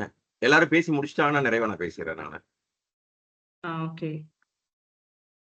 வேற நீங்க யாரும் பேசி பேசினா நான் பேசுறேன். நான் இல்ல வேற யாரும் பேசுறதுக்கு ரெடியா இல்லைன்னு நினைக்கிறேன். நீங்க பேசிருங்க ஓகே. தோழர். தோழர் அனைவருக்கும் வணக்கம். இந்த நிறைய பேர் வந்து நாவல் குறித்தும் அது குறித்தும் நம்ம நிறைய உரையாடிட்டோம். வேற சில பேசப்படாத சில தகவல் குறித்து நான் சில விஷயங்களை உங்களோட பகிர்ந்துக்கணும்னு நினைக்கிறேன். இந்த புத்தகத்தை வந்து பிப்ரவரி முதல் வாரத்துல அனிதாக்கு கொடுத்தேன் நான். அவங்க உடனடியா வாசிச்சு முடிச்சுட்டு அப்பவே வந்து நான் இந்த புத்தகத்தை நான் பேச போறேன்னாங்க. அடுத்தடுத்த வாரங்களுக்கு நம்ம வேற வேற புத்தகங்கள் கமிட் ஆகியிருந்ததுனால இது கடந்த நிகழ்வுல பேச வேண்டியதா இருந்தது, தவிர்க்க முடியாத ஒரு சூழல். அதனால வந்து தள்ளி போய் இந்த நிகழ்வுல நம்ம பேசிக்கிட்டு இருக்கோம். அவங்களுடைய ஆர்வம் மிக முக்கியமா அது முடிச்ச உடனே வந்துட்டு நான் ஒரு புத்தகமா வாங்கிக்கிறேன், என்னால அவ்வளவு வேகமா படிக்க முடியாதுன்னு சொன்னவங்க இந்த புத்தகத்தை வாசிச்சு முடிச்சுட்டு எனக்கு உடனடியா இப்ப வந்து மலையமான் திருமுடி காரி வேணும்னு சொல்லி கேட்டிருக்காங்க. ரெண்டாவது செய்தி, இந்த நிகழ்ச்சியில கோமதி சங்கர் தோழர் சொன்ன மாதிரி அனிதாவினுடைய பிரசன்டேஷன் பாணி மாறி இருக்கு. மகிழ்ச்சி. இன்னும் நிறைய அவங்க அடுத்தடுத்த நிகழ்ச்சிகள்ல நிறைய இன்னும் அவங்ககிட்ட நிறைய மாற்றங்களை நம்ம எதிர்பார்க்கலாம். அவங்களுடைய இந்த உரைக்கு மிகுந்த மகிழ்ச்சியும் நன்றியும் வாழ்த்துகளும். அப்புறம் இந்த நூலாக்கம் குறித்து சில செய்திகளை நான் சொல்லணும். எனக்கு அண்மை காலங்கள்ல கடந்த ஒரு 4-5 ஆண்டுகளாகவே சொல்லலாம், நான் புனைவுல இருந்து பெரும்பாலும் புனைவு வாசிக்கிறது வந்து ரொம்பவே அந்நியப்பட்டு எனக்கு புனைவல்லாதவை தரவுகளோடு கூடிய எழுத்துகள், அது மாதிரி அதுவும் புனைவல்லாத எழுத்துக்களா வாசிக்கிற பக்கம் நான் திரும்பிட்டேன். அல்புனைவு பக்கம், கட்டுரைகள் பக்கம் எனக்கு அதுதான் ரொம்ப வாசிப்புக்கு உகந்ததா எனக்கு இப்ப இருக்கு. ஒரு சில ஆண்டுகளுக்கு முன்பாக பொன்னியின் செல்வனை மறுபடியும் ஒரு மீள் வாசிப்பு பண்ணலாம்னு எடுத்து வச்சப்போ என்னால முதல் அத்தியாயத்தை கடக்கிறதே எனக்கு அவ்வளவு சிரமமா இருந்து, அப்படியான ஒரு சூழல்ல இருந்து, ஏன்னா நான் முழுமையா எல்லா புத்தகங்களையும் நான் வாசிச்சு பதிப்புக்கு கொண்டு வரதுனால அது எப்படியான படைப்பா இருந்தாலும், அது புனைவாக இருந்தாலும் அல்புனைவாக இருந்தாலும் முழுமையா வாசிக்க வேண்டிய ஒரு கட்டாயம் இருக்கு. இதை முதல்ல வந்து வல்வில் ஓரிய ஒரு அசோக்குமார் தோழர் எனக்கு கொடுக்கும்போது முதல்ல ஓரி மட்டும் தான் கொடுத்தார். அதை வந்து என்னால ஒரு 1.5 நாள்லயே அந்த எடிட்டிங் என்னால முழுமையா முடிக்க முடிஞ்சது. அந்த அளவுக்கு வந்து அந்த எழுத்தினுடைய நடையினுடைய வேகம் ரொம்ப அற்புதமா இருந்தது. ரொம்ப ஈஸியா அந்த எழுத்து என்னை உள்ள இழுத்துக்குச்சு. அதனால இந்த புனைவு வந்து என்னை ரொம்ப சீக்கிரமா உள்ள கொண்டு போச்சு. ஏன்னா இதுல ஒரு சில வரலாற்று தகவல்கள், ஏன்னா இவங்க கடையெழு வள்ளல்களை பொறுத்த வரைக்கும், இதே போல சிற்றரசுகளை பொறுத்த வரைக்கும் பேரரசர்களுக்கு நிகரான வரலாற்று தரவுகள் நம்மகிட்ட இல்ல இருக்கிற ரொம்ப சொற்பமான தகவல்களை வச்சு, அதுவும் சங்க பாடல்கள் இருக்கக்கூடிய தரவுகளை வச்சுதான் இந்த படைப்புகளை கொண்டு வர வேண்டியதா இருக்கு. அப்படி இருக்கப்போ இதுல வந்து தரவுகளினுடைய பகுதி குறைவாகவும் புனைவினுடைய பகுதி அதிகமாகவும் இருக்குங்கிறது தான். அப்படி இருந்தாலும் அந்த படைப்பு என்னை ரொம்ப ஃபாஸ்டா வந்து உள்ள கொண்டு போயிடுச்சு. அந்த வேகத்தை பார்த்துட்டு தான் அவர் வந்து காரியம் வந்து ஓரளவுக்கு முடிச்சு வச்சுட்டேன், மீதியும் முடிச்சு தந்துறேன்னு சொல்லி அவர் முடிச்சு கொடுத்தாரு. இன்னொன்னு என்ன அப்படின்னா, அந்த எடிட்டிங்கின் போது இப்ப நீங்க சொன்ன மாதிரி ஒரு சில எங்கேயாவது சின்ன சின்ன முரண்பாடுகள் அல்லது வந்து திருத்தங்கள் தேவைப்பட்டது நான் அவர்கிட்ட சொன்னா, அவர்கிட்ட இருந்து வரக்கூடிய அந்த சொல் பிரவாகம், வக்காபுலரி வந்து அவ்வளவு சீக்கிரம், ஏன்னா இந்த மாதிரியான ஒரு சங்க தமிழ் சொற்களை எல்லாம் கையாளுறதுங்கிறது அவ்வளவு எளிமை கிடையாது. உடனுக்குடனே அதுக்கான மாற்றுகளை அவர் கொடுத்துட்டே இருப்பார். இது மாத்தணும் அப்படின்னா உடனடியா வந்துட்டு அதை மாத்துறதுங்கிறது அந்த வேகம் அவ்வளவு ஈஸியா வந்துட்டு ஒரு 4 லைனை நம்ம கொண்டு வரணும். இது மாதிரியான ஒரு இதுலன்னா அவ்வளவு கஷ்டப்பட வேண்டியதா இருக்கும். ஆனா அவர் வந்து சடனா உடனே வந்து எனக்கு அதை கொடுத்துருவாரு. அந்த அளவுக்கு ஒரு அவர்கிட்ட அந்த வொக்காபுலரி ரொம்ப பிரமாதமா இருக்கு. சொற்குவியல், சொற்புதையல், சொற்களஞ்சியம் எப்படி வேணா சொல்லிக்கலாம். அது அவர்கிட்ட தமிழை பொறுத்தவரையிலும் ரொம்ப பிரமாதமா இருக்கு. இதே போல ஏன்னா வரலாற்று நாவல்களுக்கு நாம சாதாரணமா எழுதுற மாதிரியான எழுதிட முடியாது. அதுக்கு நம்ம கிட்ட ஏன்னா வரலாற்று காலத்துல இப்படித்தான் பேசினாங்களாங்கிறதுக்கான எந்த ஒரு தரவுகளும் நம்ம கிட்ட இல்லைன்னா கூட நம்ம அப்படித்தான் வந்து இயல்புல இப்படியான ஒரு சொற்பயன்பாடுகளை மிக முக்கியமா வந்து அன்னைக்கு பெரிய அளவிலான மொழி கலப்புகள்லாம் இல்லாத ஒரு சூழல் இதெல்லாம் வச்சு அவங்க எழுத வேண்டியதா இருக்கு. ரொம்ப பிரமாதமான ஒரு நடை அவர்கிட்ட இருக்கு. அதே போல அக்குலூர் ரவித்தோழர் ரொம்ப அருமையா சொன்னாரு. இது வந்து இந்த ட்ரையாலஜி மாதிரியான கான்செப்டை எல்லாம் எடுத்து ஏன்னா வந்து ஒரு புத்தகத்துல இருக்கக்கூடிய சொல்ல கூறியது கூறல்னு திரும்ப இன்னொரு புத்தகத்துல வந்துடக்கூடாது. அதே நேரத்துல அந்த லிங்க்குங்கிறது ரொம்ப பர்ஃபெக்டா இருக்கணும். இங்க இருக்கக்கூடிய ஒரு சம்பவத்துக்கும் அங்க சொல்லக்கூடிய ஒரு சம்பவத்துக்கும் அந்த லிங்க் வந்து ரொம்ப ப்ராப்பரா கொடுக்க வேண்டிய ஒரு அவசியம் இருக்கு. அதையெல்லாம் ரொம்ப கவனத்துல வச்சு ஒண்ணு பண்ணணும். இப்ப இதனுடைய அடுத்ததா வந்து அதியன் வரப்போறாரு. இந்த ட்ரையாலஜியில அதியன் வந்து உள்ள வரப்போறாரு. இப்ப இருக்கிற 2 வந்தாச்சு, 3ஆவதா அதியன் வரப்போறாரு. அதையும் அந்த அளவுக்கு வந்து ஒரு நுணுக்கமா பண்ணிட்டு இருக்காரு. நான் தான் என்னுடைய நேர சூழல் காரணமா கொஞ்சம் இது அடுத்த மாசத்துல பண்ணலாம்னு சொல்லியிருக்கேன். ஸோ வந்து அவர்கிட்ட இருக்கக்கூடிய அந்த பொட்டன்ஷியல்ங்கிறது அது யாரையும் சார்ந்ததல்ல. ஒரு தாக்கம், ஒரு ஒரு தூண்டுகோல் வேணா ஒரு இடத்துல இருந்து வரலாம். ஆனால் அது அவர்கிட்ட இருந்து ஒரு யூனிக்னஸ் இருக்கு.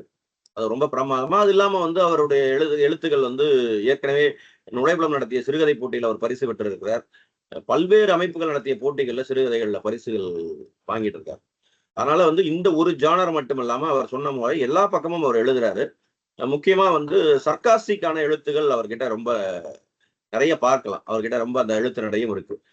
சமகாலத்துல வந்து ரொம்ப நகைச்சுவை சார்ந்து எழுதக்கூடிய எழுத்தாளர்கள் ரொம்ப குறைவு, அரிதினும் அரிது. அந்த வகையில அசோக் குமாருக்கு அந்த ஒரு ஜானரும் வருதுங்கிறது ரொம்ப மகிழ்ச்சி. இதெல்லாம் வந்து இன்னொரு செய்தியை பிரியா வெங்கடேசனும் சொன்னார். இந்த ஆண்டு 2025 ஜனவரி சென்னை புத்தக கண்காட்சியில அதிகம் விற்பனையான நூல் நாற்கரம் பதிப்பகத்துல இருந்துன்னு பாத்தீங்கன்னா அது நூல்னு சொல்ல முடியாது, நூல்கள்னு சொல்லணும். ரெண்டுமே வல்வில் ஓரியும் மலையமான் திருமுடி காரியம் ஒரு செட்டா. இன்னொன்னும் வந்து ரெண்டையும் ஒன்னா போட்டா விலை பிரச்சனை அப்படிங்கிறத அவர் சொன்னார் இல்லையா? நான் பார்த்த வரைக்கும் அப்படி இல்லை அப்படிங்கிறது தான். ஏன்னா இந்த நூலை அதாவது என்னன்னா ரொம்ப ஒரு முதல் முறையா வாசிக்கிறவங்களோ அல்லது ரொம்ப கடுமையான பொருளாதார சூழல் இருக்கிறவங்களோ அல்லது அதையும் தாண்டி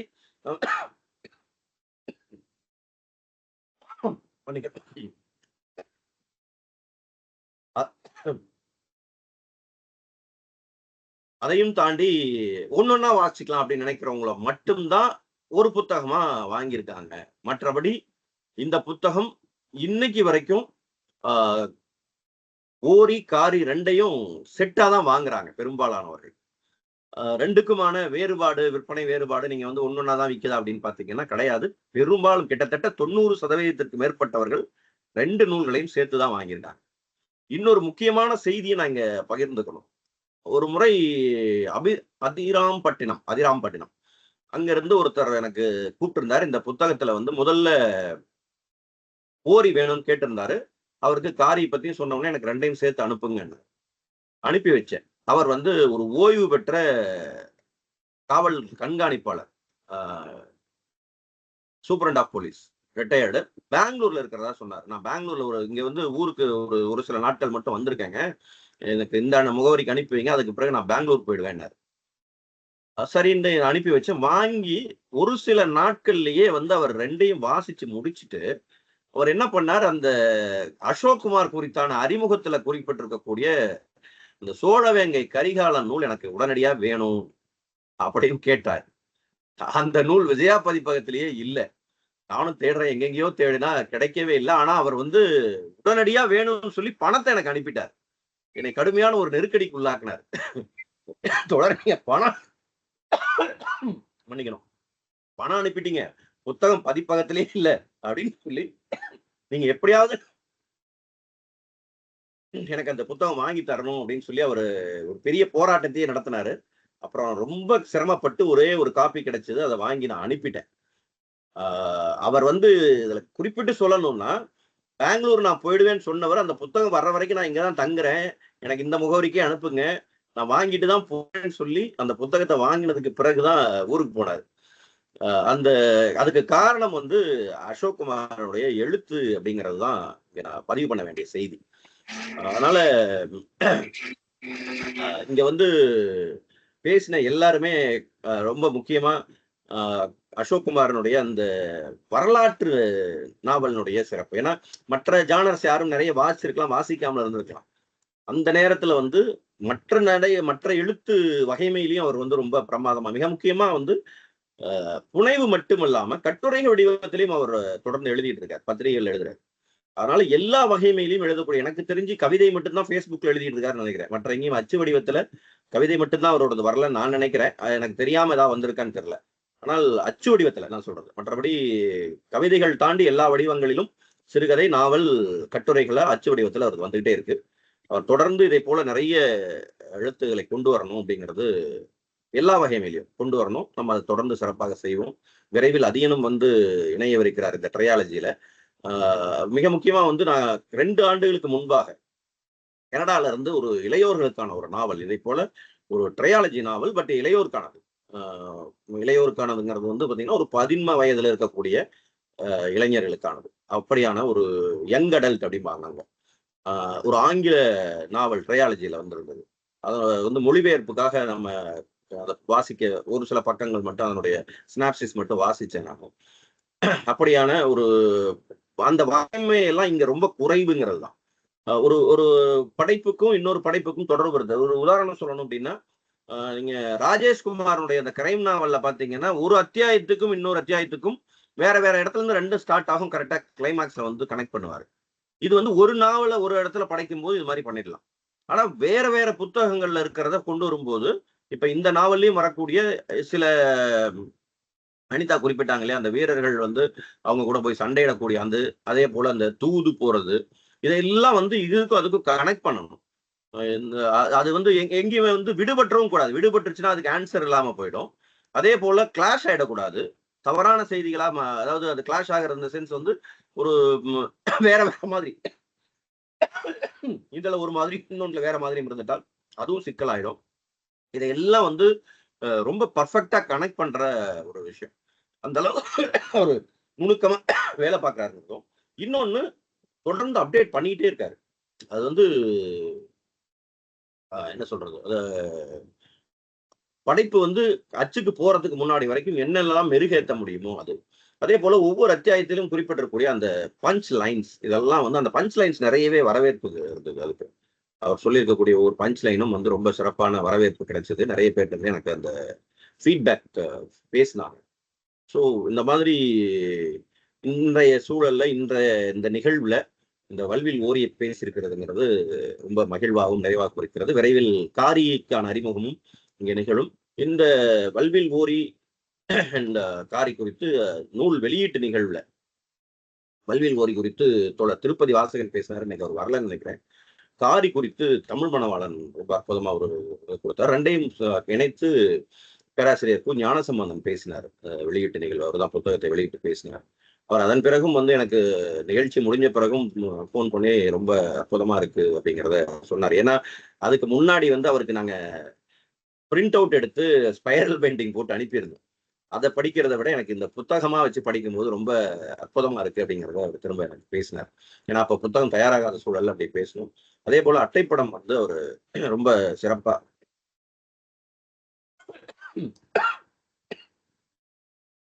இருந்தாரு.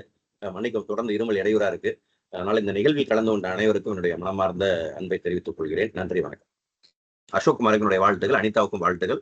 நிகழ்த்தி தொகுத்துக் கொண்டிருக்கக்கூடிய அம்முராக அவர்களுக்கும் என்னுடைய மனமார்ந்த அன்பும் நன்றி. அம்முராக இல்ல, சித்ரா சிவன். நன்றி தோழர் நல்லு. அது அவங்க எப்படி வேணா பெயர் அடிக்கடி மாத்திக்கலாம். என்னை பொறுத்தவரையிலும் எப்படி அறிமுகமானாங்களோ அப்படித்தான். பிடிவாதமா போஸ்டர்ல கூட பிடிவாதமா, அதனாலதான் இன்னும் வந்து போஸ்டர்ல கூட வந்து நல்லு தோழர் வந்து அந்த அம்முரகம்ங்கிறதவே வந்து இன்னும் போட்டுட்டு இருக்காரு. ஓகே, இது ஒரு மாதிரியான அன்பு தான், அதையே நான் ஏற்றுக்கொள்ளணும். அதுவும் என்னோட பேர் தானே. இப்பவும் கவிதைகள் வந்து அமுரகம்ங்கிற பேர்ல தானே வந்துட்டு இருக்கு வெளியில. மிக்க நன்றி தோழர் நல்லு. அந்த நூல் உருவான அந்த விதம், அந்த தருணங்கள் குறித்து பகிர்ந்து கொண்டதற்கு மிக்க நன்றி. கொல்லிமலை வந்து இப்பயுமே வந்து ஒரு அமானுஷ்யமான ஒரு பூமியா தான் இருக்கு. இன்னமுமே வந்து ஒரு ஆச்சரியம் கலந்த ஒரு ஒரு நிலமாகத்தான் இருக்கு வந்து கொல்லிமலை. அப்போ வந்து இந்த நூல் பற்றி இன்னைக்கு அனிதா சொன்ன விஷயங்களும், நூலாசிரியர் அசோக்குமார் சொன்ன அந்த விஷயங்களும், தரவுகளும், நலு பேசினது இதெல்லாம் வச்சு பார்க்கும்போது வந்து இன்றைய இந்த நிகழ்வு, இந்த நூலறிமுகம் வந்து எல்லாருக்குமே வந்து ஒரு வாசிக்கக்கூடிய ஒரு ஆர்வத்தை தூண்டி இருக்கு. வல்வில் ஓரி வாங்கி அவசியம் வந்து எல்லாரும் வாசிக்கணும் அப்படிங்கிற ஒரு ஆர்வத்தை தூண்டி இருக்கு. ஒரு சிறப்பான நூலறிமுகத்தை கொடுத்ததற்கு மிக்க நன்றி அனிதா ஸ்ரீகாந்த். நிறைய அன்பு உங்களோட இவ்வளோ ஒரு சிறப்பான ஒரு நூலறிமுகத்துக்கு. அடுத்ததாக தொடர்ந்து வரலாற்று நாவல்களை, வரலாற்று நாயகர்களை எங்களுக்கு வந்து நாங்க வெறும் பள்ளி பாடங்கள்ல வந்து ஒரு சில வரிகளில் படித்து கடந்த அந்த வள்ளல்கள் பற்றி வந்து தொடர்ந்து வரலாற்று நாவல்கள் மூலமா எங்களை அறிமுகப்படுத்தி கொண்டிருக்கும் அசோக்குமார் தோழர் அவர்களுக்கு வந்து நிறைய அன்பும் நன்றியும். இந்த நிகழ்வில் நுழைப்புலம் இணையவழி இலக்கிய கலந்துரையாடலில் கலந்து கொண்டிருக்கும் நுழைப்புல நண்பர்கள் மற்றும் வாசகர்கள், எழுத்தாளர்கள் அனைவருக்கும் வந்து எங்களுடைய அன்பும் நன்றியும். கலந்து கொண்ட அனைவருக்கும் நன்றி கூறி விடைபெறுகிறேன். நன்றி.